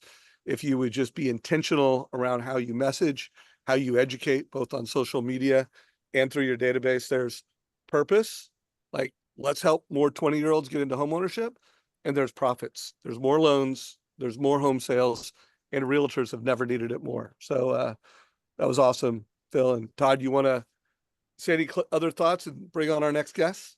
Well, Phil, you mentioned unique value proposition. I saw that you've got a webinar upcoming on that. What are the details? Dang, you're putting me on the spot. For our role play group members, I'm running a webinar to about 2,000 real estate professionals about how they can articulate their value proposition right now. We're doing it, I think, towards the end of the month, 27th or something of the month, to our role play group members. It's free, providing you have role play cards. So if you have role play cards, you get the link. If you don't have role play cards, you don't get the link. And if you're in the group on Facebook with the role play cards, link is in there as well. If you're unsure what role play cards look like, this is a box of exactly what to say role play cards. And for LOs, one of the easiest ways to engage conversations with real estate partners is to say, I'm going to facilitate a training. I'm going to have a jam session with you all locally about how we can approach the conversations that we're having right now around the NAR stuff. I'll swing by your office, you come by ours, we'll meet at X and see if we can just jam on how we can be more effective on our conversations around it. But yeah, that's the webinar we're running. I wasn't planning to promote that today, but thank you, Todd, for the layup. Be good to be able to share some thoughts. But that'll be a room full of mostly real estate professionals. I don't know if any of you here would like to be in a room full of mostly real estate professionals. I don't know if any of those connections would be useful to you. And people are asking, I think if they just go to your Instagram, Phil, M Jones UK, and they just go into they message you role play, then you'll give them a link on how to get the role play cards. I have like ManyChat set up, which is an automation. If anybody just DMs me the word role play, you'll get the information come straight back at you. If you're wondering how's he responding so quickly, I'm not. It's called technology. No, I love that. Well, and I would say this, right? You know, the role play cards have been a game changer. The two things that if I get up in front of a room of real estate agents that I talk about are the two things we've just recently talked about here. I talked about First Home IQ and how my mission is to help change the conversation around financial literacy for the youth of America. And then, hey, let me talk to you and your team about how to have different conversations with your clients using the role play card. So super excited about that. Let's any questions on that, just throw it in the chat, but let's kind of keep this party started since we are slightly behind, but I know it's going to be amazing. The second group of folks that we have here coming on. Next up is Gina Myers. And I'm super excited because she's going to talk about the conversation that we all struggle with the most. What is your rate? Welcome, Gina. Thank you so much. I'm thrilled to be here. Love your book, Phil, and just so honored to be on this call with you. All right. So as mortgage professionals, we all crumble a little bit inside when we get that question, what's your interest rate, right? Because we know that that's not the most important thing, but the client doesn't. And so if we peel back the onion a little bit, right?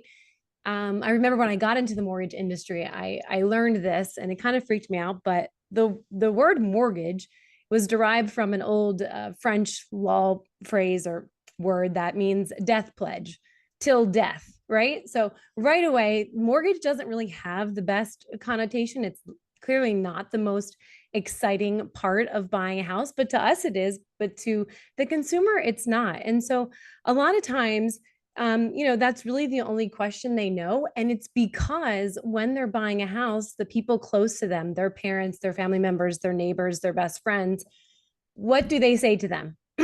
Make sure to shop the rate. Okay, so immediately we are all teed up as being liars, basically, or untrustworthy, right?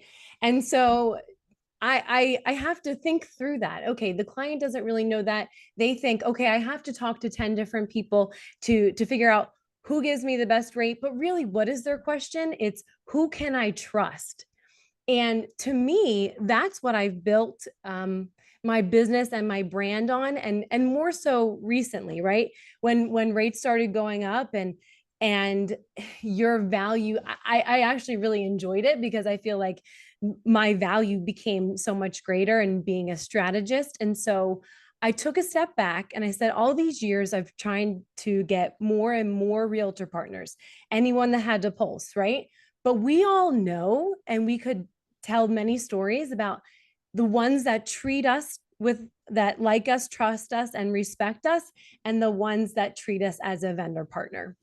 So I, made that intention and I focused on it, and I went through the list of who I liked, who I trusted, and who I respected. Those are the people I wanted to work with. And then conversely, if they like and trust and respect me, they'll bring me clients that are kind of like teed up. So when I look, I have a lot of colleagues and real loan officer friends that constantly ask me, oh, I got shopped, I got this rate, I got beat on this rate. Okay, I would be lying if I said I didn't get shopped, but I don't get shopped as much as I used to because I don't view myself as a commodity. I view myself as people would be lucky to work with me because they will be more successful working with me than anyone else because I will show them the way. And so it's not necessarily how do I respond to that question, which I'll absolutely get into, but it's more of what is the process and how do I set the stage for them to understand, why working with me will be so much more successful because they'll like, trust, and respect me. So right away, setting the stage, and I loved, Denise said this, Mo said this, Phil, you said this. I always require a scheduled meeting, and it's video. So I'm right out of the gate setting my professional tone, right? I have I'm in my office, you can see it. So when they reach out, call, text, or email, it always goes right to scheduling. So I will respond with a specific day and time within 24 hours when we can get together on a video meeting. And I also include a video message of me telling them my commitment to working with them. I only give one time, and guess what? It's the most convenient time for me because I am a professional and these are the hours that I work. Now, I also give them a Calendly link that they can choose the time that works best for them. And so right away, I know if they're scheduling with me, it's more sincere and it's going to be a professional meeting. And then when we get in front of each other, I have complete focus on them. They have complete focus on me. I always get frustrated if people want to call me while driving because this is like a really important conversation. And what does that do? It allows me to see them, to read their body language. I can see when they lean in physically. I can see when they nod their head or maybe they start to tone out. I can pick up on all those things. And then right away, they are getting a much different experience immediately than they would ever get by calling a big bank or a credit union, right? So I'm creating an experience that's professional where they can see me, we're smiling, we're building rapport. So they're liking me and then we get into the trust. So, then when we talk through and we get to know each other and I ask them, we all do this, right? Like what's prompted you to consider buying a home? We'll get to those pain points. They uncover themselves very quickly. That's when I say perfect, because on the next meeting, just like this, I'm going to share my screen and show you, of course, this is where I bring in the total cost analysis. basically that thing that they were concerned about, right? Whether it's someone who's been renting and their rent is really affordable and they're very vulnerable, right? This is a very vulnerable thing they've said. I don't know that I want to pay more than what I'm renting, so I just don't know that it's a good idea. I'll say, awesome. That is one of the questions I get asked all the time. And inherently, like you said to me, client, you feel like it's just the right thing to do to buy a home. And you are on target with that, but let me show you why. Because one of the biggest aha moments I get from so many other clients who are like you, who file their taxes as a single person, their biggest aha is seeing in full transparency that tax benefit, that forced savings. And we will go through that and compare what is, the comparison truly between renting and owning. And then we'll take it a step further and look through, that net worth. And so, and if someone says to me, and I really just want to know your interest rates, I would say, perfect, right? Of course you would. Rates are elevated. It is one of the hottest topics. We will spend the most time doing that. Whatever they say is most important, I'll tell them we'll spend the most time talking through that. And that's where I say, I will show you all of your options because it is your choice. Sometimes people will say, well, I just need to know what your rates are. I just got off the phone. Actually, someone just said this. And he said, well, what most people don't realize is that you can choose any rate you want. And I think it's a disservice oftentimes when other lenders just send a rate. They send one rate and one option. They might think that's the best for them, but is it the best for you? And so I'll tell them when we look at the rate, all the rate sheet, I can see rates ranging from 4% to 9%. And you can really have any of those. And they would say, well, why wouldn't I pick the lowest? And I would say, of course, that's a great question. But what I'm here to advise you is to say, why would you pick a rate where the upfront cost, the break even on spending that money up front takes you longer than the life of the loan, right? That would be ridiculous. You would never want to spend all that money. And so they're agreeing. So I just basically, my process has dramatically changed the rate shoppers because I'm so in it with them. Like this morning, I had a rate lock call. So at that point, I've already seen these people now twice on video. First for the initial meeting, whether they've applied or not. I actually prefer if they don't apply because when they apply, I can see how fast they've applied so I can see their interest. The second is the loan pre-approval meeting where we go through every single option. I let them know that they're officially pre-approved. We pass the baton. I go through all the details with them. And then the third, my meeting with them is the lock call. So at this point, they're thanking me. They're thanking me for all the information that I provided them. Obviously, I've called the listing agent. I tell them that story. I tell them what the listing agent said, what I said, how we went back and forth and how I helped them win. They're basically thanking me. And that is what happened this morning. They said, you and Tana were like, oh my gosh, what a great tag team. We're so lucky to have you. Great. Do you think they're going to shop me? No. So it's really not, I would say, I don't say all these like, oh, here's my comeback on this script. I basically validate what they said. Of course, you're worried about interest rates. That is the elephant in the room, especially how they've been so volatile lately. Who knows what rates are, right? But then I also share with them data. If they really want to get into the nitty gritty, I, of course, will show them the loan options and the cost benefit of buying down the rate. And then if they want to go even further, I'll still screen share with them and show them Mortgage News Daily or Rocket Mortgage or anyone that they want to pull up. I'll pull it up right there and show them the fine print, like pay attention. Do you see how they show this rate? But then if you go to the really, really small, details, we all need our reading glasses just to read it. They say this rate also requires X, Y, and Z. So there's a lot in the fine print. At the end of the day, it's always your choice. And let me show you. And so I build that transparency, which builds trust. What I'm hearing here is just an echo like everybody else is find a way to slow down and have a more meaningful conversation with the consumer. That's what it is. And there's lots of ways that we can be able to do this. But the worst thing on the rate question is to respond with a, I'm not telling you. Respond with a, it depends. or respond with a 6.29% is the best rate we can access to right now. Is any form of quick answer is going to result in this being a quick conversation, which was the outcome you didn't want. Also, anything that looks evasive.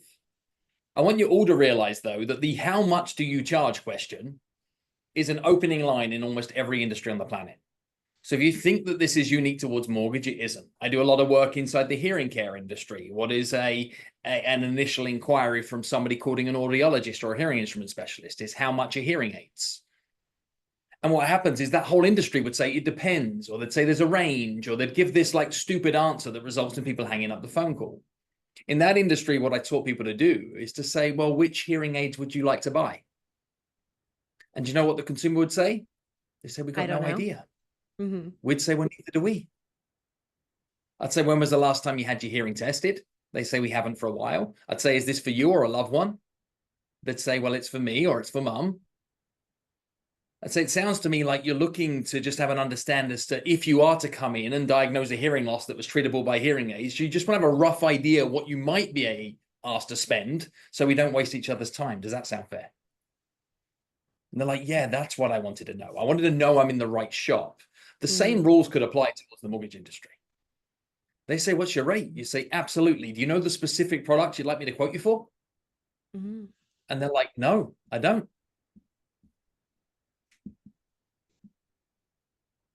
You'd say, well, are you looking to buy? Are you looking to refinance, etc.? That start to be able to open up. You'd say, where are you living right now? You say, do you own it or are you renting? You'd say, how did you go about getting into contact with me? Are you a referral from a trusted realtor partner, or are you coming from elsewhere? You can then say, is there a specific rate you're looking for us to be able to try and beat? They say, no, nothing in particular. You'd say, well, so I can give you access to the right available rates, so I can give you a full spectrum of what's available. Is note that one of the good news reasons that you get from working with an experienced loan originator as opposed to just a single product provider is we have access to a plentiful number of rates. And what I find frustrating is so many people think it's just about the rate. Mm-hmm. They don't give consideration to sign-on fees. They don't consideration to costs of servicing that loan over that time period. So are you looking for the lowest rate, or are you looking for the easiest way for you to get to the outcome that you want on your home? Well, I'm looking for the easiest way to get to the outcome I'm looking for on the home. Okay. Well, would it be okay if I ask you a few questions so that what I can do is provide you with a solution that is going to be really fit for purpose as opposed to just guessing? They're going to say, yeah, sure. I'd say, when would it be a good time to have that conversation? They're going to say, how long do you need? I say, we could probably do it right now if you've got a whole 7 minutes. They're like, I got 7 minutes right now. You say, well, let's go. Also note this is I'm not just a call center operative in a call center. I'm an experienced loan originator. I've been helping people in circumstances like yours for over 25 years. To date, we've helped over XYZ to achieve ABC. So we're going to create a custom solution for you and your family. Does that sound like the kind of outcome you're looking for? Yes. Great. Get into questions, build the case, and then plan next steps. But this is an everyday conversation, right, Gina? This is not like a, where's my witty one-liners? It's like every day we know that they're going to be saying, what's your rate? What's your rate? What's your rate? Let's not get lethargic by it. Just view it as a giant buying signal. If they're saying, what's your rate? They want to buy a loan. You're not asking the price on something you don't want to buy, right? Mm-hmm. Gina, just answer me this. Where's your mindset on this, though? Because I think for some of the less experienced agents here on the call is we can get asked that, like, what's your rate question? And it can make us really nervous. It can make us really uncomfortable. And how do you control this both from a sort of mindset and a posture point of view so that you have confidence stepping into this? Mm-hmm. Yeah, oftentimes it's not the first question. Like, and I've watched some previous Script-A-Paloozas and they come right out of the gate, and that's like a little jarring. But I would say if that is the first question and the only question, and that that's all they're looking for, then they're really not a good match, and I've told people that we're not a great match, because if you are only concerned about the rate and not, what does the house mean to you? What does the monthly payment, how do we, get you out of this situation into a situation that's better for you and your family, as Jeremy was saying earlier. If that is it, then I take a page out of some, like Sean Herrera said this the other day when he said, lose early, right? So I try not to get super upset by that, because that's not my people. and so I find a lot of joy with helping my people. And so if you're not my people, then that's okay. And a lot of times I can tell exactly which realtors they come from. It's the same. We all know it, so I try not to get upset when it's like this morning. I actually had one where the realtor, I've tried to distance myself, but they keep kind of coming back. And so, sure, I've had some pre-approvals, but I know part of their plan is to then say, great client, you're under contract. Now here, my value to you is for you to shop this across the 5 other lenders and we all just beat the crap, beat each other up. That's not my person, So I could have gotten upset about losing this morning, but I was like, no, that was like a 50-50 shot. That typically happens, that's not really my person. So mindset wise, I just try to go back to where, understanding that that's the question the clients only really know to ask. A lot of sophisticated clients, highly educated clients, they still only ask that question because it's the one that is the I don't know, like they want to attach us to a commodity, and I'm trying to constantly disattach from being a commodity. And so I will use stories. I'll use whatever that pain point was, as Mo was saying earlier. What is that pain point? And I'll say, you've mentioned earlier in the conversation that houses come up and then they're gone before you even have an opportunity to make an offer on it. So this is how we will help you be prepared, feel confident, be ready. This is an experience I had this weekend with your same realtor who there were 10 offers on it and our client won, and this is how we did it. So I disassociate from that question by really just jogging my memory on like a story that relates to that person, because they want to be like other people. They want to win, and we're just the advisor leading the way. So I don't know. I just kind of like. And I think collect those stories, right? Collect those stories, be ready to be able to retell them. Sometimes on the rate question, you might need to give a quick answer and build your quick answers. And I would be saying things like, you're so smart to be asking that question right now, because with all the movement in interest rates, the last thing you want is to be able to get a great home and then get the wrong product with it, or not time the market from the mortgage correctly. And they're like, yeah, that's why, etc. So give them the answer back. And if you're just looking for a quick answer, is the best rate I've secured in the last 7 days was blank. And just give them the number. And that was for somebody with a high deposit that had a FICO score in the high 700s. And they had a strong cash down payment and an experienced relationship with ourselves. Like, how do those kind of terms compare to yours? And you watch them now open up. They're like, oh, I've got some credit defaults and I'm looking at 10% down, and they'll just show up and throw up in the other direction. So you're going to need not one answer to this question, because otherwise the job gets boring too. Have fun and be playful. Sometimes you need efficiency. Sometimes you need expansion. Sometimes you need to show high levels of love and slow the process down. Sometimes you need to politely send somebody on their merry way, right?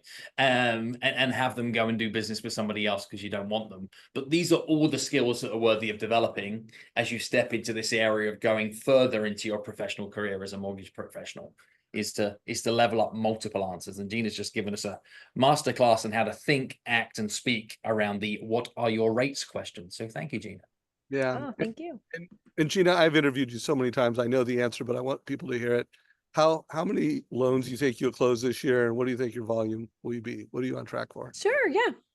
I think I'll probably do about 120, 130 million.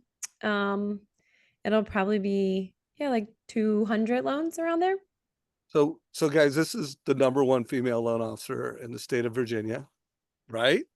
There you go. And did you hear? She's slowing down. She's slowing down the conversation. She's spending a lot of time when it matters, both with consumers, given an uncommon level of transparency and advice to people.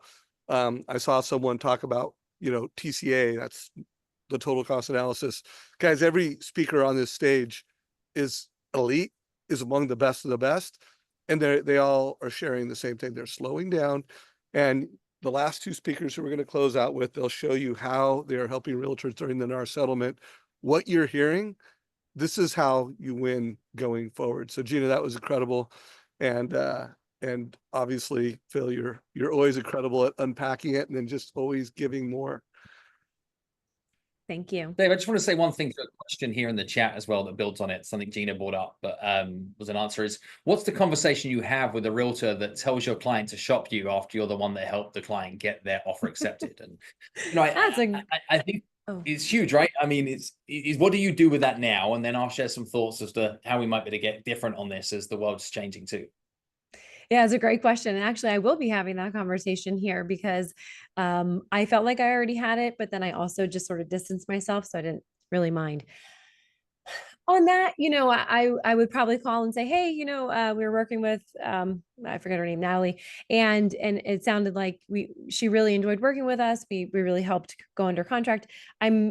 I'm a little concerned though, because very quickly she ghosted, and I wasn't sure, was there something that we could have done? Clearly, I just need to know what we could have done better to serve her. And he'll probably come back as, well, Gina, this is what we do. We shop rates. And that's where I would get into just saying, like, it creates a lot of confusion and anxiety in addition for the client, right? Because we've built the rapport, and you as the advisor referred that person to us. And so it actually kind of, I think, detracts from your position, because it's like, maybe you didn't trust who you initially referred her to.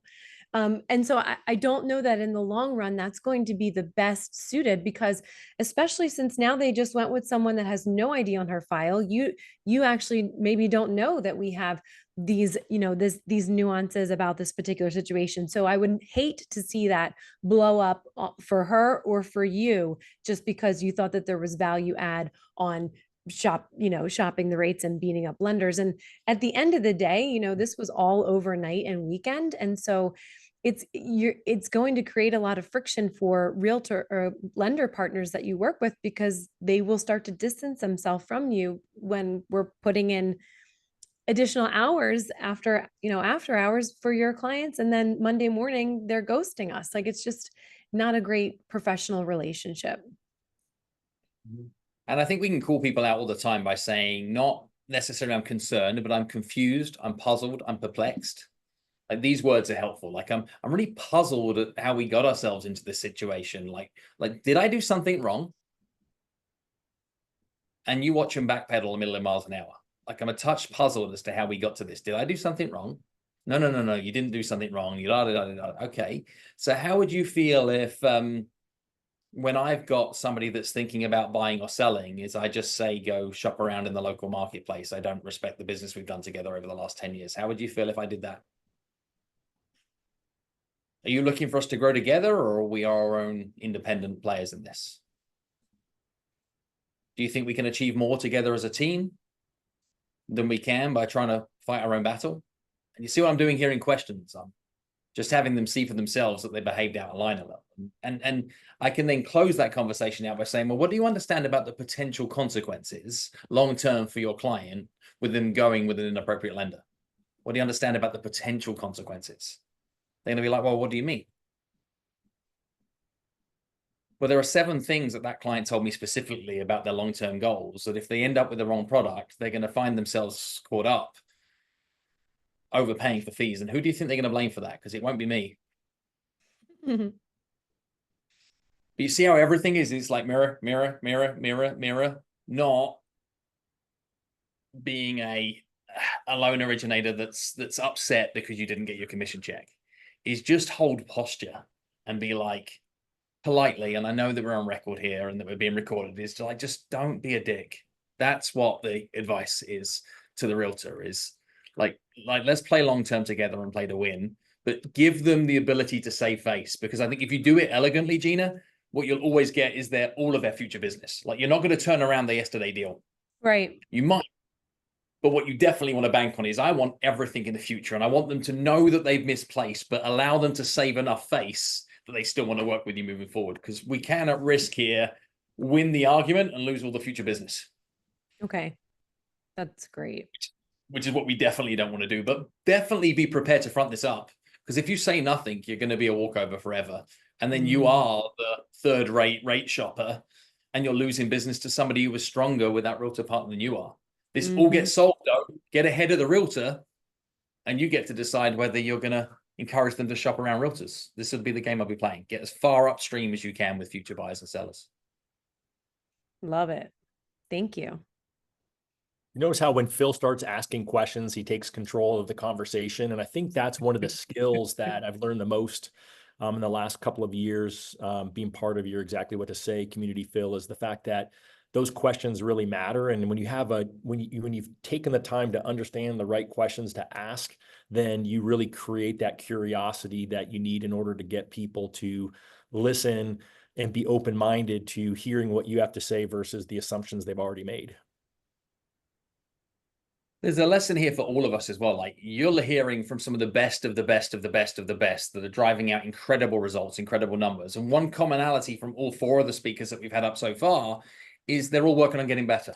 They're all looking at saying, so now what and where next? There's nobody that's like, I've figured this out. It's like, how are we still figuring this out together? And I think if you're not catching that common thread here, is that the people who are at the top of their game in this performance are there because they're hungry at, so now what? Where do we go from here? Like, that's a common thread for everybody, which is why, Dave, I guess we have to keep doing this again and again and again, right? So that what we have is front of mind. How do we sharpen how we show up in support of others so they can appreciate the value you're providing? Absolutely. Yeah, it's kind of fun. So one of the other things that we're pretty excited to start talking about today is a new training mastermind that we've created called Modern Mortgage IQ.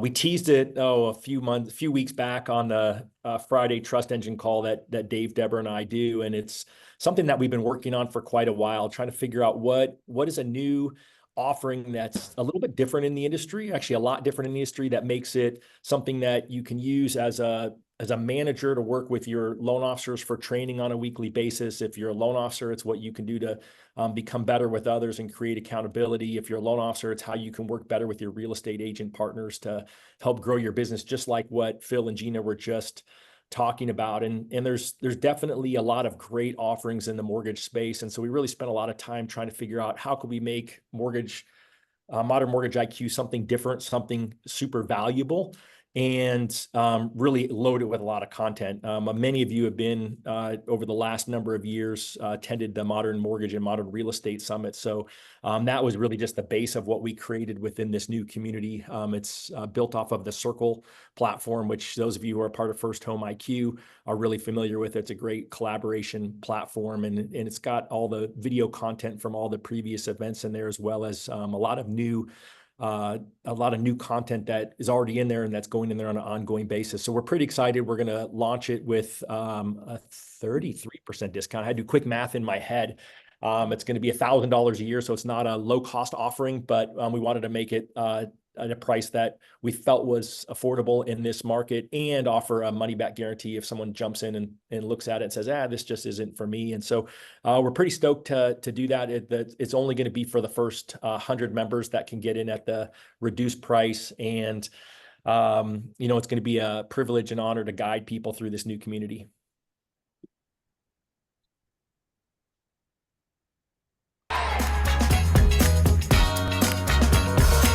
I just don't believe that only the special ones are going to be successful. You can learn from other successful. You can learn from other people who are doing it right now, who are finding a way to win in a tough market. If you're counting on your success being directly correlated to number of fundings, you are going to lose because the game has changed. The game right now is how do you have a positive impact on people? I'm going to show you how you can do a lot of business with a very small team. My goal was to do more in a down year and capture more market share. And I did that with me, one loan officer assistant, and a shared processor. I'm going to share with you how to define a compelling value statement and then articulate it to separate yourself from the rest. So Kristen, Messerly, and Todd, thank you guys so much for all the time you put into this. I am one of the first guides, so I'm stoked to be a guide. I know Jeremy Forcier is a guide. There's going to be other guides that are helping create content, taking the content from the Modern Mortgage Summit, helping producing managers use that content in sales meetings to help elevate their folks. And then, of course, all the Modern Real Estate Summit content. It's all in one place, and being able to use that to recruit realtors and be a better leader to realtors. So check it out. the link's down below, and I think Todd and Kristen are providing a $500 savings. So get signed up, be one of the first 50. And Gina, I would love to have you be a guide if you're game. Yeah, count me in. Count you in, right on. And then, hey, Phil, I had an idea that would be cool. With the cards that you have, I have a feeling that some loan officers will be better at having that conversation with flashcards than others, Okay. internally. Like, how do they use it to be effective internally? And then how do they use those cards with realtors? Would you be willing to create a couple guided experiences and put them in the Modern Mortgage IQ that would help people have better conversations? Yeah, so I guess what you're talking about here is how LOs can utilize the cards to engage with real estate partners. Boom. Is one. And then And secondly, train with them. how can loan originators use them internally to be able to sharpen up their skills when speaking to buyers and sellers? Yeah, that's what we're talking about. So micro trainings to, yeah, absolutely. Being as you asked, and particularly if they're people who are attached to this community, then yeah, we'll make that happen in the next couple of weeks. Cool. So only give it to people who have cards though, right? yeah, exactly. Well, they need to have the cards if the training's going to have value. Yeah, So anyways, it's going to be like invisible magic tricks, no cards. right on. Todd, anything else you want to say before we move to our second to last guest, Mr. Dan Keller? Anything else? No, I'm just, excited to get it rolling and don't want to take more time, as I know we're already taking up your valuable time, everyone, today, but just know we're super excited. Yeah. Hey, Gina, thank you so much for being here. Thank you for all the value you always bring in this community. We're going to bring Mr. Dan Keller on stage. What's up, Mr. Keller? Good afternoon. Good. So again, Dan's one of those guys where I've interviewed him so many times. He's always one of the top 10 interviews of the year in the Mortgage Coach YouTube channel. He's wearing the shirt, being a mortgage coach in Seattle, Washington, killing it. And not only is he killing the mortgage business, he's killing it as a dad. I don't know anybody that does as much volume. It gets as many days out on the water catching salmon up there, Dan. So congrats on everything you do, brother.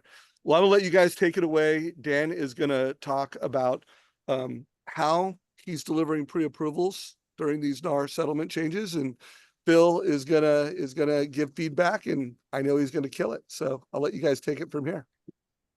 Yeah, I think the next few minutes is going to be super valuable for me with Phil, because I know Phil's been on some really big stages and groups with some of the top real estate companies in America and helping them navigate through these NAR settlement changes, these buyer agency laws and new laws that go into effect. I'm going to start by saying I've built a career in the mortgage industry leveraging change. I think change just screams opportunity if you've got the right goggles and glasses on. Okay. The day that this came out, I want to say it came out on a Friday about 2 months ago, that, oh my gosh, all these lawsuits and these companies are getting sued and they're settling.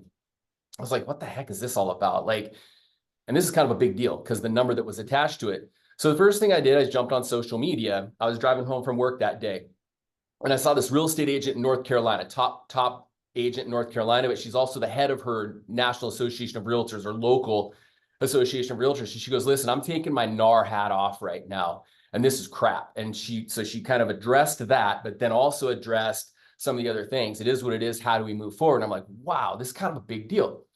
So then on Saturday, I jumped onto a call with a colleague of mine that runs a region for EXP, has about 700 agents. And I jumped on their mass. I said, hey, what's going on with this stuff? And I listened to what they had to say. Then on Monday, I got on a national call with EXP, a national call with John L. Scott, a couple of big organizations around here. And I got to just learn. And I think as mortgage professionals, we need to learn what this means, not only to our clients, but our realtor partners.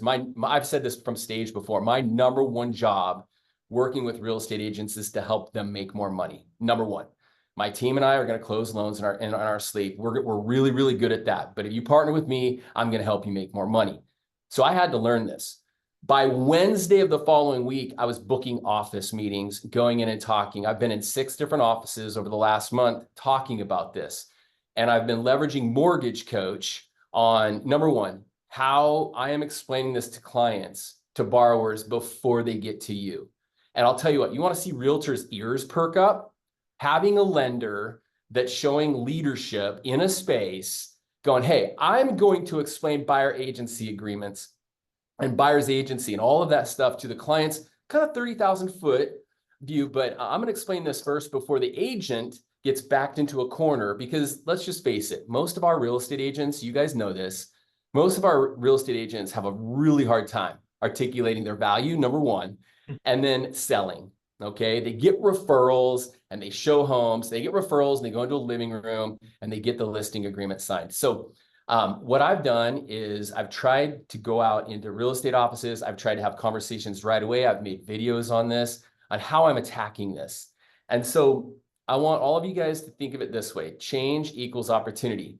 With this particular series of events, because we've watched this unravel up until Saturday where it went public, we up in Washington State have kind of already been playing by these rules, with the exception of now not knowing what the seller is willing to pay. So I'm having conversations at pre-approval with my clients. So let me walk you through this so you guys kind of have some perspective on my pre-approval process. Our pre-approval meeting, we go over budget. Okay. Before I go over budget, I'm asking them why they want to buy a home. I need them to say something about it being financial. I want to stop paying rent. I want to buy in a better community. I need to tie it to net worth. So why are you buying a home? We're going to review their budget. We're going to review their pre-approval. Through there, I'm going to talk, after we talk about their pre-approval, their budget, and their finances, I'm going to ask them, do you have any big questions for me? And then the final thing is, I never leave a meeting without a client or a realtor knowing what to expect next. So I tell them that. The worst thing that I could do as your mortgage advisor is have you leave this great meeting today, pre-approved, budget's dialed in, clear on how I'm going to help you create wealth and manage your mortgage over time, like Jeremy said, but you not knowing what to expect next. And so I walk them through what to expect next. The first thing that I'm saying, and I'm asking them this, I'm not telling them, I'm asking, have you been paying attention, or have you heard anything in the news recently about real estate agents and lawsuits over their commissions? And right now, I've only been doing this for about a month, you guys, so the jury's still out on this, but I'm hearing north of 50% are saying yes, but they don't know what it means, okay? So they're going into this dark. So what I'm saying in a nutshell, in order to go tour a home with a real estate agent, you're going to have to sign a buyer's agency agreement with that agent. Now, it doesn't lock you into working with them long-term, but it does talk about, hey, you now have entered into a relationship with an agent. That agent's going to get paid. And so the interesting thing about this initial conversation is there's not a whole lot of questions until I bring this up. And if you don't mind, please let me share my screen. And I've been proactive enough where Deb Bird helped me with this a few months ago, right when this came out. I created this document and Deb's like, Dan, I can do better. Let me make this for you. So, and if you want a copy of this, Deb can make it for you. She's going to charge you because it's going to take her time, up a lot of her time, and she's super valuable. But this is a 4-page packet that I've added to my mortgage pre-approval. Why buyer's agent representation is important. 90 plus tasks that a buyer's agent is going to do for you as a borrower. Okay. Number 2, we talk about agency. Now, right now, we're a couple months into this. 97.9% of the time in America, the seller is going to pay your agent's commission. But in that off chance that the seller is not willing to do that, and you love this house, the last thing I'm going to do as a lender is let something that we can control, something that we can actually take control of, get in the way of you winning the home you love and creating wealth. So in the event that this happens, this is your scenario. And I do this with Mortgage Coach. So this one is just a round purchase. It's $1 million purchase with 10% down. And I give them the 4 options here, you guys. This is pre-2024. So this is in an ideal state right here. Commissions, this is 97% of the time is option number 1. But let's say the seller won't pay your commission. We can roll it into price. So look, the price point went up by 30 grand. Or, okay, we can keep the price point at $1 million and we can pay it out of pocket. So look, our cash to close goes up. Or we can go over here, option 4, and we can put down a little bit less money. So we're going to put down 7% instead of 10, all of which, you guys, does not take away from our original goal. Next slide. Net worth. So I do a 5-year net worth analysis. Look at this. Whatever option you choose, you're going to net, let's say you took the third option. In 5 years, you're going to improve your net worth by $530,000+. So do we want to, I call it at the very top, are we going to trip over dollar bills to pick up some pennies? Absolutely not. Wealth creation, you told me this at the very beginning, is your number one goal. Real estate's going to get you there. And then I learned this from my good friend Dave, and I use it in my sales process. I know 3 things about all people that I've met, all walks of life financially. Number 1, they want to be debt-free one day, sooner than later. Number 2, they'd love to own their home free and clear one day. Number 3, they want to retire well off. My job is to help you get there. Tripping over some little tiny stones in the road regarding real estate agents' compensation that you need per slide 1 is not going to help us get there. So I share that with them. And then the last thing, you guys, and this is where, and guys, by the way, I'm sharing this with real estate agents, and every single one of them is like, holy crud, I've not seen one lender do this, okay, in my marketplace. And I'm up here in Seattle. There's a lot of lenders up here. So when a client gets pre-approved with me, I attach a mortgage RX form. It's like a prescription. Like you're going to go to the doctor's going to give you a prescription. You go to your pharmacy, you get it filled. Here's my RX form. And I only send this to their real estate agent, okay, their buyer's agent. And I talk about their credit and I talk about their cash. I give them an overview so they can write a really good offer. Look what I've added down at the bottom. Remaining items to qualify.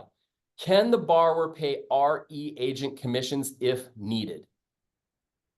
Yes, they've been educated and have that option. You guys, I've shared this. I've got an office meeting tomorrow. I think there's probably 28 agents that are coming to this. And I get goosebumps and I get excited for that last slide, because if I was a real estate agent and my lender was being proactive and having these conversations with me and for me to protect my commission in this market and educating them on if, and this is my own personal opinion. And I tell clients this, and I tell realtors this, if you're prepared, I believe that 3%, that 3% of the time where the seller is not willing to pay a commission, I want you to think about those sellers. Those sellers think they know it all. They've probably already hired a discount broker to represent them. A good real estate agent that knows how to negotiate and that knows the market is actually going to get you a better deal on that house. So worst case scenario, if you have to pay for their commission, I think you're going to win in the long run. So I go over all that with them. I ask them if they have any questions. Right when I get done with the pre-approval meeting, I call the real estate agent. I let them know that I've gone over this, and then I send them the RX letter, the pre-approval letter, and I also send them that packet that I just showed you guys. So I want to close with this. When I talk with real estate agents, you guys, I learned this from Ed Milet a long time ago, and it just stuck with me. And he said, he was talking about his dad. His dad was a recovering alcoholic. And some guy helped his dad stop drinking one day, and it changed their lives forever. And he said that we are most qualified to help the person we used to be. Think about this as loan officers. We dealt with 2008, 2010. We dealt with TRID. We dealt with COVID. We've dealt with our comp being under fire. We've dealt with so much change, so many things that had to force us to become better at selling. We have a little bit of an advantage articulating our value, dealing with objections. And I firmly believe this, you guys. And Phil, I'd love your opinion on this. But if you don't know what to say, I believe you create additional objections, you create more work, and you delay the timeline to closing. And I believe that us as lenders, if we lead through these NAR changes, boy, I tell you, like I said in that video, that intro video for today, I think you have the opportunity to be a hero to real estate agents versus just being a lender. I agree completely. And I'd go as far as saying that if you are not helping people find clarity around this puzzle, is you are a part of the problem. That what you're doing is you are negatively affecting the already negative stereotype of both loan originators and real estate professionals. There is going to become a chasm of a difference between those that are pro and those that are trying to make a fast buck. And the marketplace is going to get very clear. And what I love about these documents, Dan, and what you're sharing here is they're ridiculously relevant for today. What I warn you all of, though, is they're not so relevant for tomorrow and next month and the year after that, because the landscape is changing. The concept of educating both buyers, sellers, and real estate agents is the loud lesson that I'm getting here, is get ahead of it. But note that what's coming in this NAR stuff too is that a buyer's agent cannot collect more than they wrote onto the agreement they signed. So if they sign an agreement at 2.5%, we've got another narrative here, right? What if the seller was paying 3% and that the buyer's agent can collect 2.5%? What happens with the other 0.5%? Seller. Like that could get kicked back in at the closing table. Yep. Also, what we're going to see is what NAR was looking for was not buyer's agency agreement. They were looking for an open market. Never lose sight of that. They were looking for an open market. So that means that there are going to be people offering buyer's agency at 1%, buyer's agency at $1,500, buyer's agency at $5,000. It also means that there are people that might be demanding more. It will become the wild, wild west. And I think what we need to be able to do is to help people understand that there are a variety of different ways that they need to be given consideration. One of the easiest ways that loan originators can wrap their heads around this is when you're early on in the conversation. Possibly one of the most valuable questions that you can be asking of people is, who's your agent? Not do you have an agent? Who's your agent? They're going to answer that in one of two ways. Dan, what's the two ways they could answer that question? Who's your agent? John, or I don't know. Right? One of those two directions. If they say it's John, which it might be, you're going to say, how did you go about selecting John as your agent? And they're going to tell you. And you are going to say, well, what are some of the services you're looking for John to be able to support you with over the transaction? And they're going to tell you. You're going to say, can John also help you with this, this, this, and this? And they're going to say, yes. You're going to say, has John presented you with his fees? And hopefully they're going to say, yes. Because in theory, they should be already under agreement with John, right? Mm-hmm. So you're going to say, well, John's looking to be able to charge you 2.5% of purchase price. There are some circumstances where you might make offers on homes where they're providing a compensation of 3%. There's going to be a lot of listings that are going to go out with 2%. And then the buyer's agency is going to be at 2.5%. There might be 0.5% to make up. Are you looking for us to include that in the loan? Or are you looking for us to just play out all of the speculation based on supporting John's terms?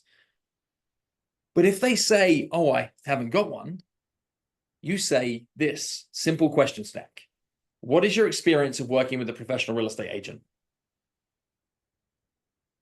They're either going to tell you or not tell you.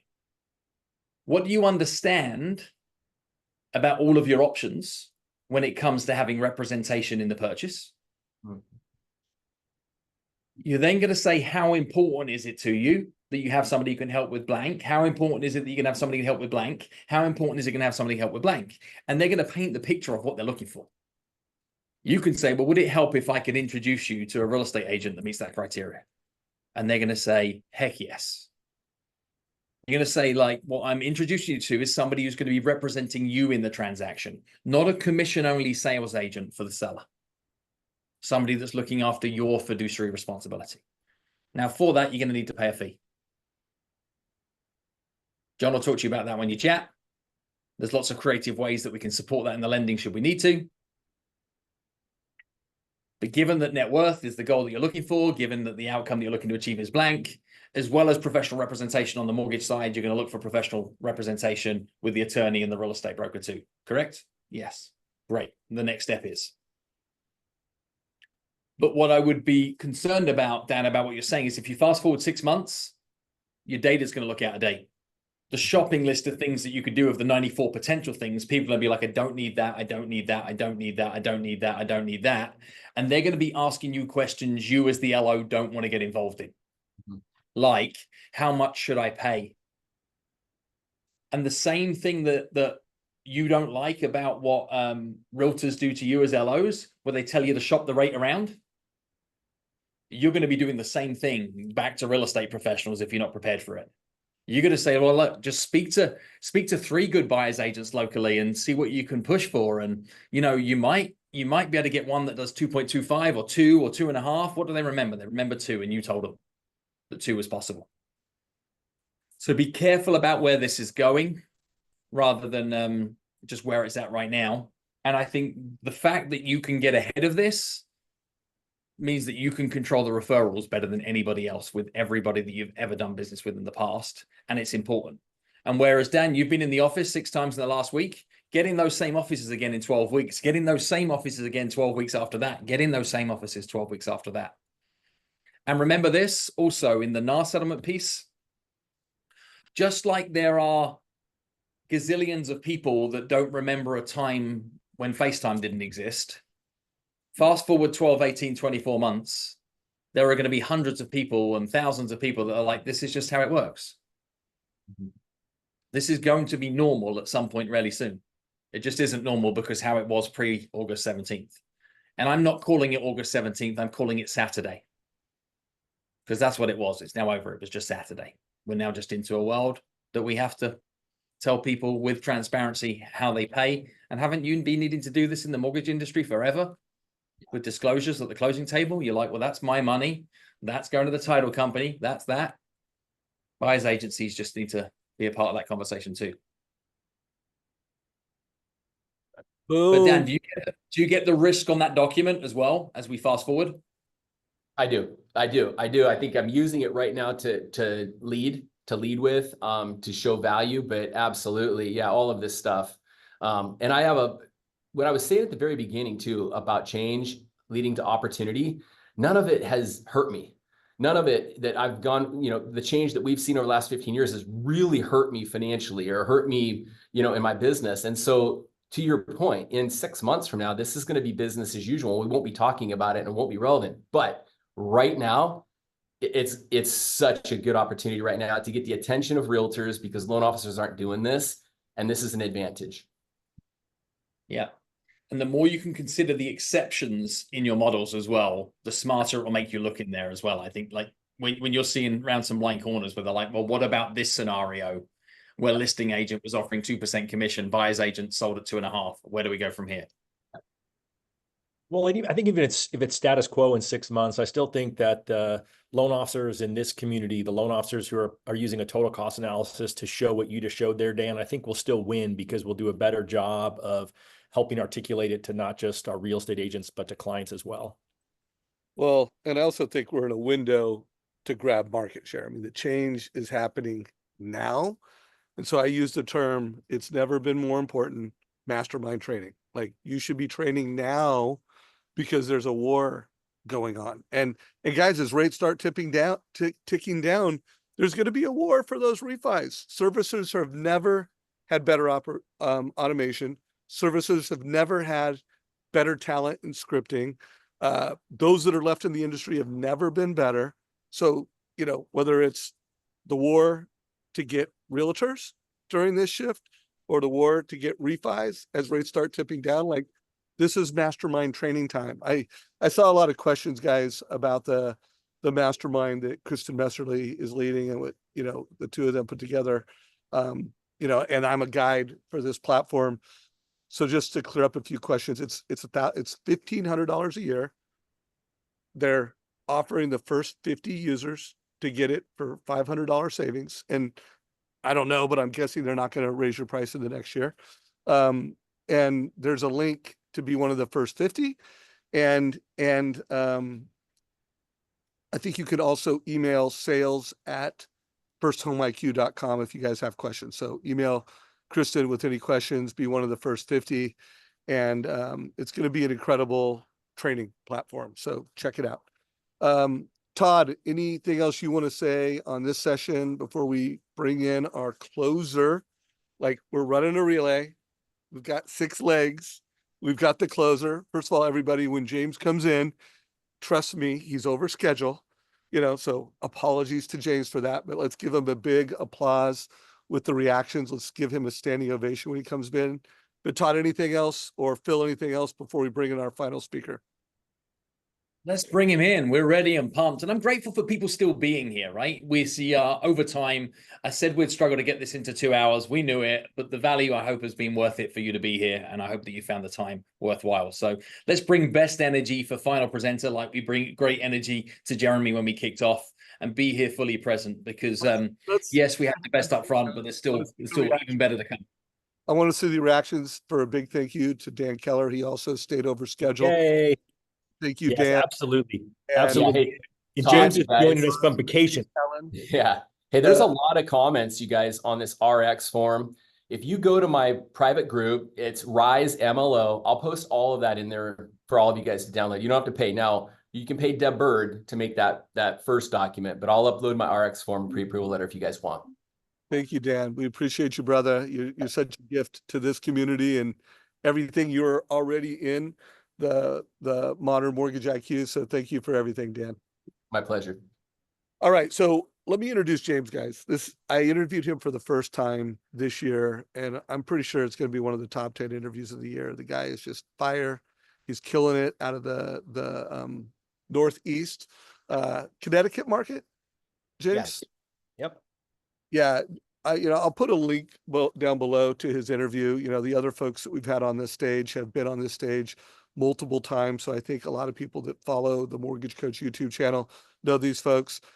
James is new, but he is just killing it. And so I had asked him to come in and talk about how to win pre-approvals when you're making blind offers. Like what I mean by blind, it means that the buyer and the buyer's agent does not know whether or not the seller is willing to pay the commission. So they're coming in basically assuming that they might pay it, they might not. I don't know. So I'm going to jump off stage, let you guys close it out, and hear the leadership, hear the scripting. So let's roll. Cool. Well, Dave, thanks for having me. I mean, first things first, like absurd to call me the closer and put me after Dan Keller, like embarrassing to go after him. Dude's a legend. Dan, I've looked up to you for a long time. Awesome. Like once again, delivering incredible value. So much of what you had to say really aligns with what we're doing. We're out there training offices on NAR settlement. That's literally what I've been doing for 2 months straight, which is 75-minute training. I've been in front of 500 agents doing like a really in-depth, like, hey, let's break down the Fannie Mae bulletin. Let's talk about the difference between payments and credits, like really getting granular, and not for the objective of them leaving that knowing how to do our job, but for the objective of leaving with them knowing, shoot, I need a great loan officer right now more than I've ever needed that person in my entire life. And really leaving the room with the sense of, you've got to have a partner in the business right now who has the ability to articulate the solutions to the problem that we face, or you're going to be in trouble when your appraisal comes in short and your 6% credit goes down to 3% and you just lost your 2.5% buyer agent commission and you don't have a lender nimble enough to make that change. So like, kudos to you. That RX sheet, I'd love a copy of that if you're willing to graciously share that with me. That's super cool. Like, always learning so much from you guys. But I'm like really a simple creature. I don't use a ton of tech. I just talk to people, and that's honestly where I come from. I'm like a big relationship guy. My whole business is predicated on doing more loans with less agents. So I don't work with like 50 agents. I'm not going to be calling 50 agents on a Monday or a Tuesday. Like, that's just not what I do. I'm a relationship guy and I try to go deep, but this has created a unique opportunity, the NAR settlement, to go deeper with people who I previously didn't have the opportunity to do that with, which is kind of cool.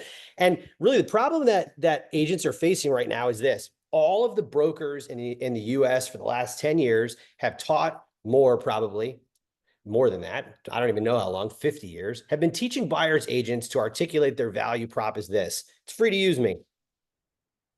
And so the problem they now have to solve is, how do they express a value where previously the whole value was it's free to use me? And so agents need to now address what they could previously ignore through that. So this is what we've been talking about in these trainings, like how to actually provide solutions to that. But the topic today that Dave asked me to talk about specifically is the pre-approval, conversation. And clients there's like 3 areas that we participate with clients and agents as they're working with clients. There's things that clients know, there's things that clients don't know, and then there's things that clients don't know that they don't know. And that is really the problem that we're dealing with the NAR settlement. They know just enough to know that there's a problem, but they don't necessarily know the productization of the solution. Now, Dan demonstrated a couple of those options with the Edge presentation. I also use an Edge presentation to do a very similar layout of options like that. But let me tell you guys a story that I think is helpful.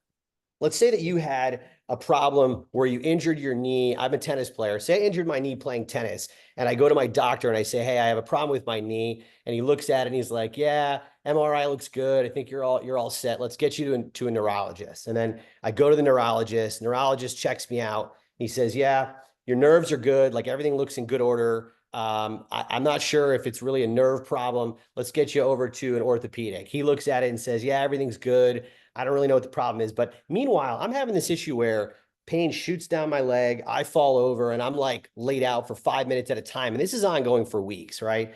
So finally, I go back to my PCP and he says, hey, why don't you go talk to a psychiatrist? Like maybe it's in your head. And I go to the psychiatrist and he does an evaluation. And he's like, yeah, dude, I think you're good. I don't really know what your problem is. And then like a week later, I'm with my family at the park. And I have an episode where nerve pain shoots down my leg. I fall over. I'm holding my leg in pain. And all of a sudden, this like homeless guy hobbles out from behind the bushes. And he looks at me and says, oh, is that thing where you have that pain in your knee that shoots down your leg and it debilitates you for 5 minutes and then it just kind of passes and like no one can figure out what it is? In that moment, that guy has all of the authority in the room purely because he can articulate what I'm feeling. And what I've kind of discovered in this latest season, and really my whole business is based on this, is when you're able to articulate the problem and what the consumer is feeling in a way that they can't quite express themselves, or even in a better manner than they can express themselves, you automatically get authority. And so authority is in articulation.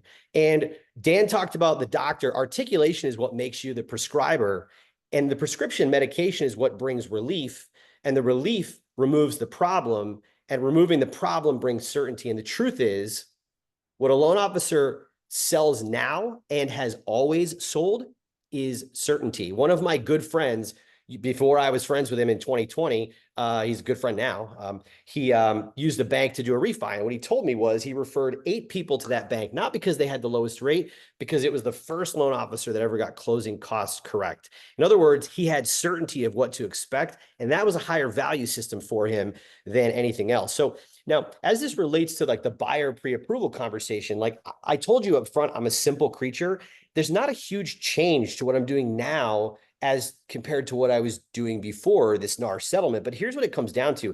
I always do a reverse buyer consultation. Like I'm not a guy who's going to dump you into an online portal first. I'm going to talk to you on the phone first and have a human conversation. I feel like that is a warmer input for you as a client, and it's going to set me up to understand your objectives better. But one of the things I learned about creating authority, prescribing a problem, and being able to offer solutions was that asking excellent questions was always the basis by which I could gather the proper information to do that. And so that upfront call, before I send you to this, fill out my application and we'll call you with options. Like, I don't want to be treated that way. I don't think it's warm. I think it's cold. I want to talk to the customer up front. Oh, you're selling a house. You want to buy a house first, then sell later, and you want to move your equity over. Well, cool. You need a recast. Like I can prescribe their problem by asking great questions before we even start the approval application. And so I always do it that way, right? I want to understand their primary objectives. And here are the 2 objectives that have been non-negotiable for 6 years plus in our business. We can never release a pre-approval where and of course, all docs. Actually, Dan's talking about something different, but yes, all docs on these files. But we can never release a pre-approval where we don't understand 2 things that are both clear for us and articulated in the file system, which is, hey, what is the borrower's comfort payment? In other words, James, I want to buy a home and I need my payment to be at or below X. And what is their comfort cash objective? James, I want to buy a home around 300,000. I want to have my cash not to exceed 45K, and I need to be around 2,500 or less. Awesome. If I know those things, I can then do my job, which is to structure the deal according to that. And so we're using Coach in the way that Dan demonstrated. And I know we're late on time, so I'm not going to show you that presentation, but it's very similar. There are 5 or 6 different ways that commission can be handled.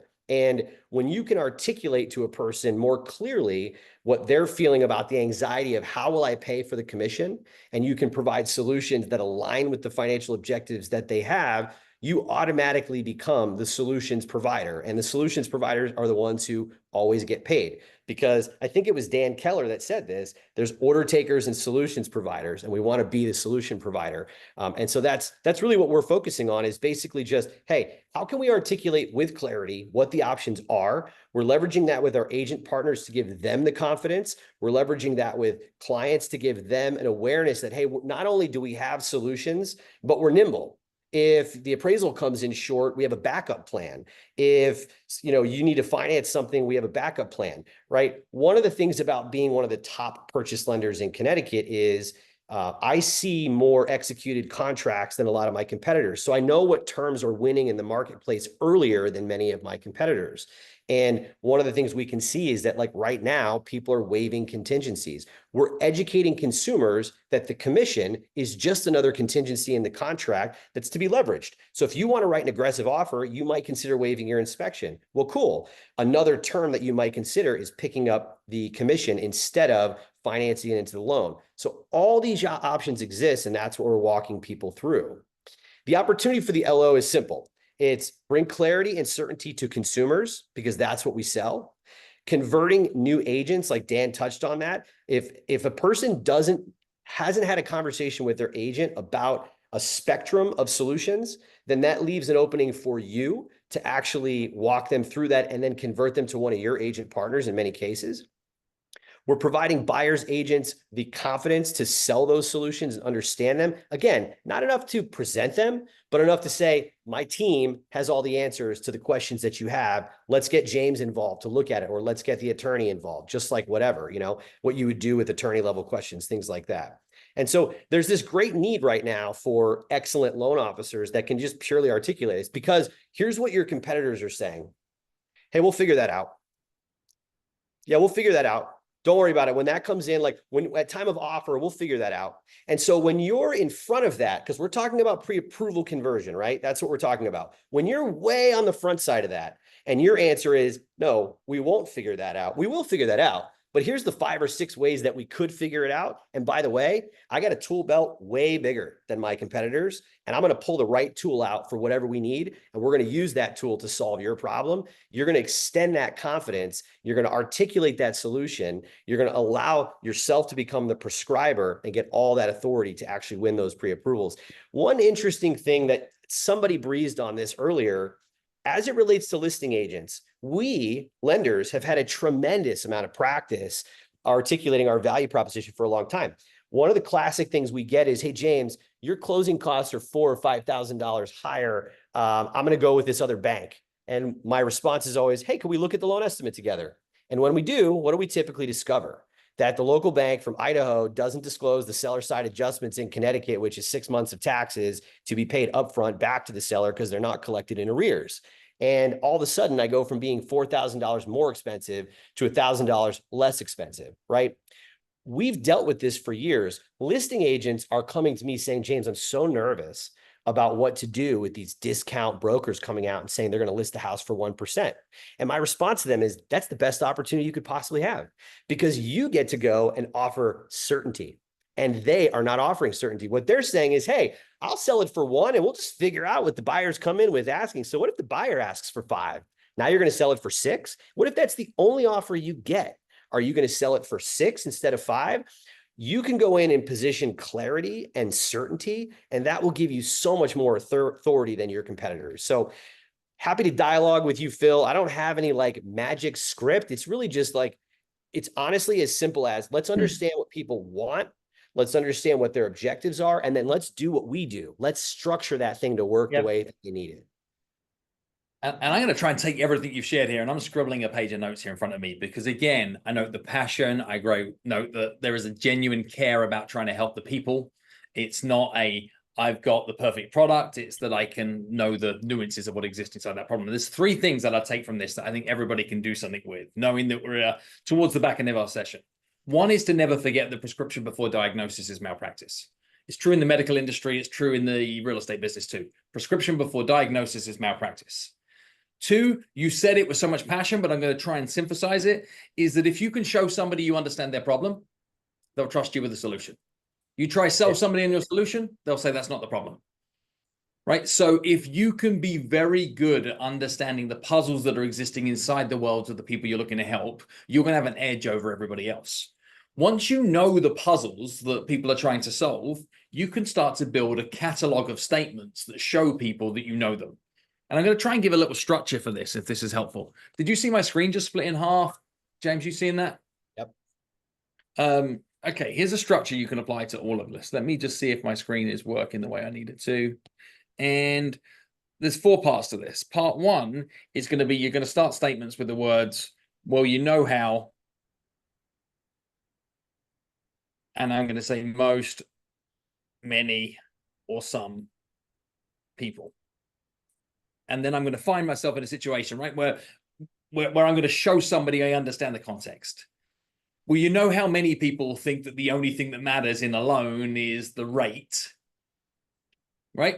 I'm just setting up a context. Well, you know how there's a lot of confusion across mass market right now about how we should treat buyer's agents. Right.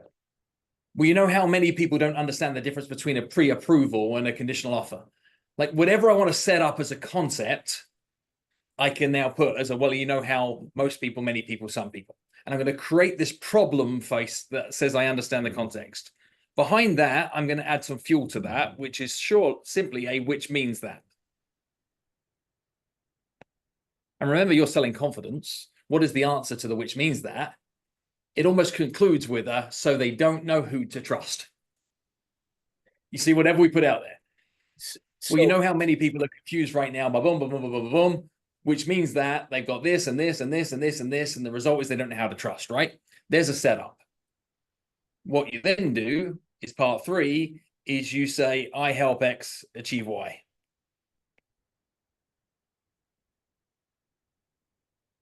With all our years in experience is that we have the tools in our tool belt to be able to help people that meet this description overcome these kind of puzzles. Part 4 is which means that, which is simply the reverse of that one. Which means that what they do have is they do have the knowledge and information they need. They do have access to somebody who can provide them accurate information, and they have a trusted partner to hold their hand through the process. Like if people are not screenshotting this, they're totally missing it. It's as simple as well, you know how many people think that it's free to use a buyer's agent? What if I told you that that was never actually true? What if I told you you've been financing $7,500 on a $300,000 purchase for the last 50 years? What if I told you that that costs you $17,000 and change over the life of your loan instead of $7,500? That means nobody's ever given you options and solutions. Like this is such a good framework. It's ridiculous. Yeah. Which means that you've often been overpaying for incompetent agents. 100%. You were never given the option to pay less. Right. Now you can pay cash if you don't want to finance it at 6.625. Right. Well, what I do is I help you access a full suite of products and make professional recommendations to the right agent to fit the right circumstances, which means that you have full knowledge and understanding about every dime that you're paying in the transaction. So you can never pay more for something that you don't need to, resulting in you being able to have confidence that you got not just the best possible home, but the best possible finance on that home too. There isn't an area where that little 4-part framework can't help. And it just became so relevant to what you were saying. I'm like, boom, I hope that was worth the time of admission to come. That if you know people and problems, you can write 100. Well, you know how most people, some people, many people statements, which means that. Well, what I do is I help those people to achieve blank, which means that what they get is blank. And you should be writing like 100, 1,000 reps of these for every situation you come into on repeat. Just like your story. Well, you know how what you're feeling right now is you're feeling a pain at this point here and here, which means that you're finding it difficult to be able to do this, this, and this, and this. Well, what I do is I help people overcome that pain by doing this, this, and this, and this, which means that what they have is access to this, this, and this. It helps on the my legs hurting story too. I love that framework. I just took a picture of that. That's awesome. You're very welcome to it. You're very welcome. This is what I love doing, is creating complex and trying to reverse engineer the how so other people can do more of what it is that you're doing with such passion and vigor. See if I can distill it down into something that people can get reps in. Because this is all you're doing. Totally. Exactly. So guys, I mean, I just can't tell you, and James said it, if you're not taking a screenshot of this, you're crazy. And then if you're not taking a screenshot of this, by the way, did I freeze up, Todd? You froze up. Did I freeze up? Yes, you've been perfect all day, Dave, but you were freezing up. Hopefully.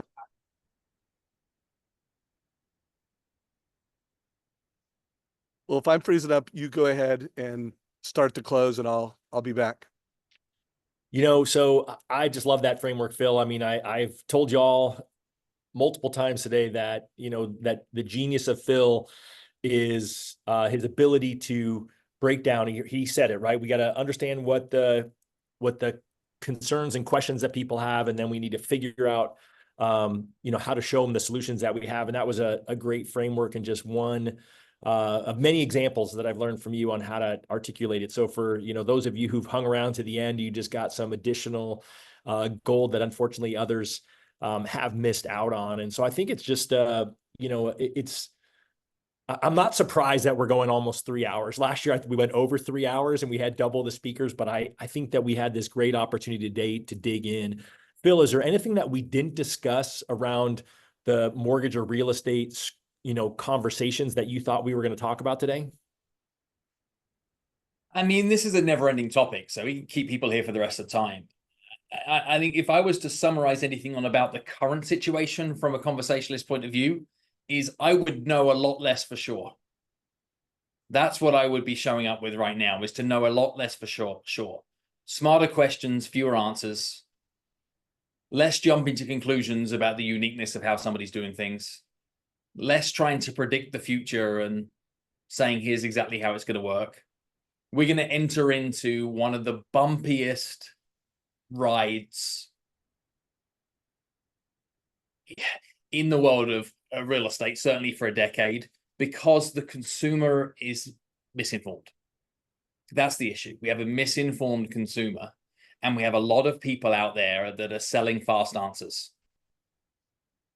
And whether this is coaching organizations, whether this is the same LOs that were saying, marry the house and date the rate, like all these lazy one-liners are going to be coming out around the NAR stuff as well.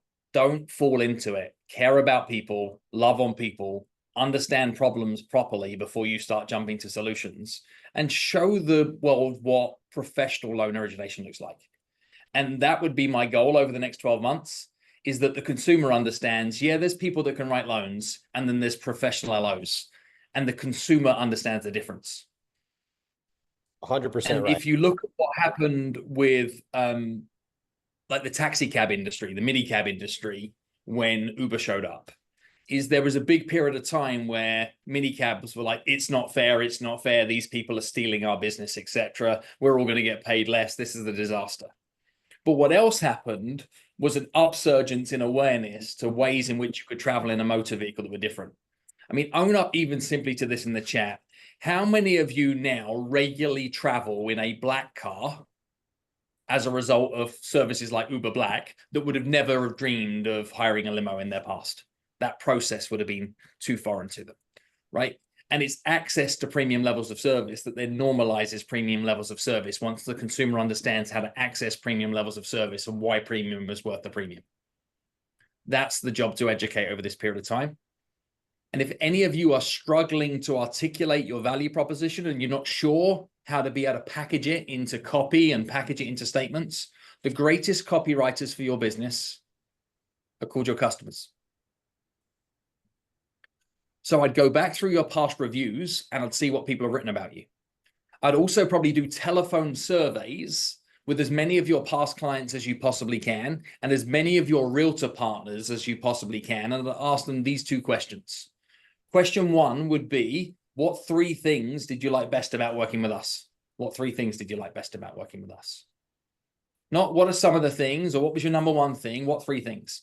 When you ask somebody what 3 things, you get a very sequenced list. The first thing they tell you is the first thing they could think of. Because you gave them 3 shots, it goes into head and comes out of mouth, no filter. The second thing they tell you is almost certainly their most important thing, the thing they value about your service the most. And the third thing they tell you is their favorite nice to have.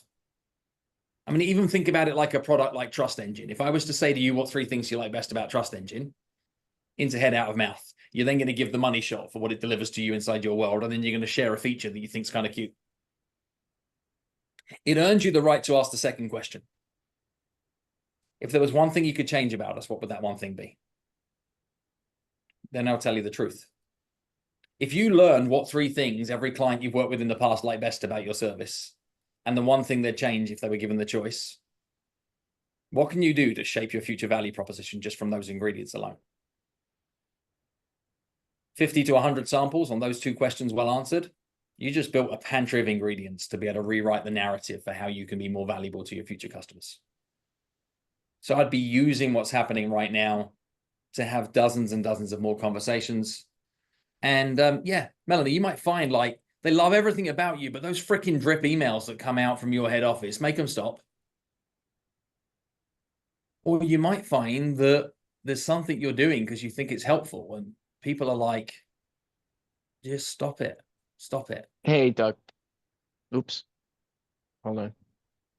Okay. Good. I'm listening to this Script-A-Palooza thing. It's actually pretty interesting. We're also Look at listening a to real you. life testimonial. We're also listening to you, Doug. Hey, Doug, we're all on the phone with you right hold now. on, hold on. That's awesome. Hold, please. All We could right, have got let's- hey, everybody, mute yourself, please. Kind of sucks. That's 3 hours of my life I can't get back. Yeah. So, Does this guy wow, ever what stop a. talking? Let's everybody make sure you're muted. We are, and by the way, my computer, I don't know if it overheated or what, but we had a incredibly perfect time. So this has been perfect. Hey, Todd, have you got a chance to make sure everybody knows about Win by Noon and covered that in detail? No, you know what? I'll just make it. I'll make it really quick. I'm. It's been something I've been so passionate about, right? Is helping people reach their potential, whatever they believe it to be, and the whole idea of the philosophy of prioritizing what's most important first thing before you get distracted by everything else. You heard even Denise say that sometimes she doesn't get everything done, and that just does happen. And so really it's the philosophy and it's the whole idea that we've got a planner for both loan officers and real estate agents, as well as a social media version, thanks to Deborah Bird. And so I would just go to winbynoon.com. I won't give you a big pitch on it because I'm going to give you a free trial. Just go to winbynoon.com and use the code WBN for winbynoon24. And it'll just do a monthly subscription. It'll make it free to get, and you can check it out. But it's what I found, it's been a great tool to help people record their activities, track their results, and most importantly, be laser focused on what's most important for the day so you can get in there and get it done. So Hey, wait, I gotta throw my thoughts in there, guys. So I mean, you've learned a lot of tactics, strategies, concepts, but I've interviewed thousands of the most successful mortgage professionals, and they have a few things in common. One, they're serious about winning, but they win by noon. Now when it comes to winning by 7 a.m., that's the time I win by, but I do know different elite mortgage advisors that win by 8, win by 9. I don't think you can win your morning, whatever that morning is, to have your head space right. You can't win by noon if you're not winning by 9. Denise Donoghue talked about her 1 hour power hour. I guarantee she's not doing that 1 hour power hour by 2 o'clock in the afternoon. She's getting that 1 hour power hour for noon. So, the planners that Todd has for both mortgage professionals and real estate professionals are incredible. It's worth a year of subscription just to have the planner. But the concept of winning by noon, it's if you're going to make the most of this month, this quarter, and according to Tom Ferry, by Q1 of next year, this thing will have played out. We'll kind of know where the dust settles, and you want to be on the dust side of the dust settles that wins. So this will be uploaded into our YouTube channel by the end of the day because it's such a long video. Might take a few hours to get up there, but I saw people asking, so check that out. Phil Jones, dude, cannot thank you enough for dedicating so much time to the value you brought today. Let's use the reactions and give Phil a big, virtual standing ovation. Hopefully he'll get a lot of hearts, a lot of love. Appreciate you, brother. Anything you want to make sure we close out today, knowing where we're at in time, anything you want to make sure we close out on, Mr. Phil Jones? Before you get to your next task, go for a walk, grab a moment, do something from a period of reflection, and ask yourself on today's webinar, what 3 things are you going to do differently as a result of the time that you've invested in yourself and your business as a result of this? Get granular. Make some commitments and promises to yourself today that things are going to be different in your future as a result of you investing this time. Get crystal clear on 3 things, get them documented, and then go share them with somebody you care about so you've got some inbuilt accountability to go make it happen, whether that's your coach, whether that's your business partner, whether that's dropping it into the mortgage coach community or one of the other communities that overlap. Create some accountability that says, this was worth it, here's why, here's what I'm going to go do differently, and then ignore the rest until you've made progress on those 3 things. And Todd, thank you so much for you and the Win by Noon crew that put this on. Kristen Messerly, thank you for everything you do at First Home IQ and now, you know, the modern mortgage IQ, a new platform. Todd, closing thoughts, brother, bring us home. You know, here we go. I didn't think we'd hit 3 hours again this year, and look at we just about did, and that's really just a testament to our 6 amazing panelists and to you, Phil, and the advice that you gave. And so, as always, super grateful for all of you and what you provided, but also super grateful for those of you who put in the energy, stayed here for this time, or are watching this on video. We're super grateful for you. We'll make sure that you get a email as someone who registered by the end of business tomorrow. It'll have a link to the recordings. It'll be both in the Win by Noon and the Trust Engine YouTube channels.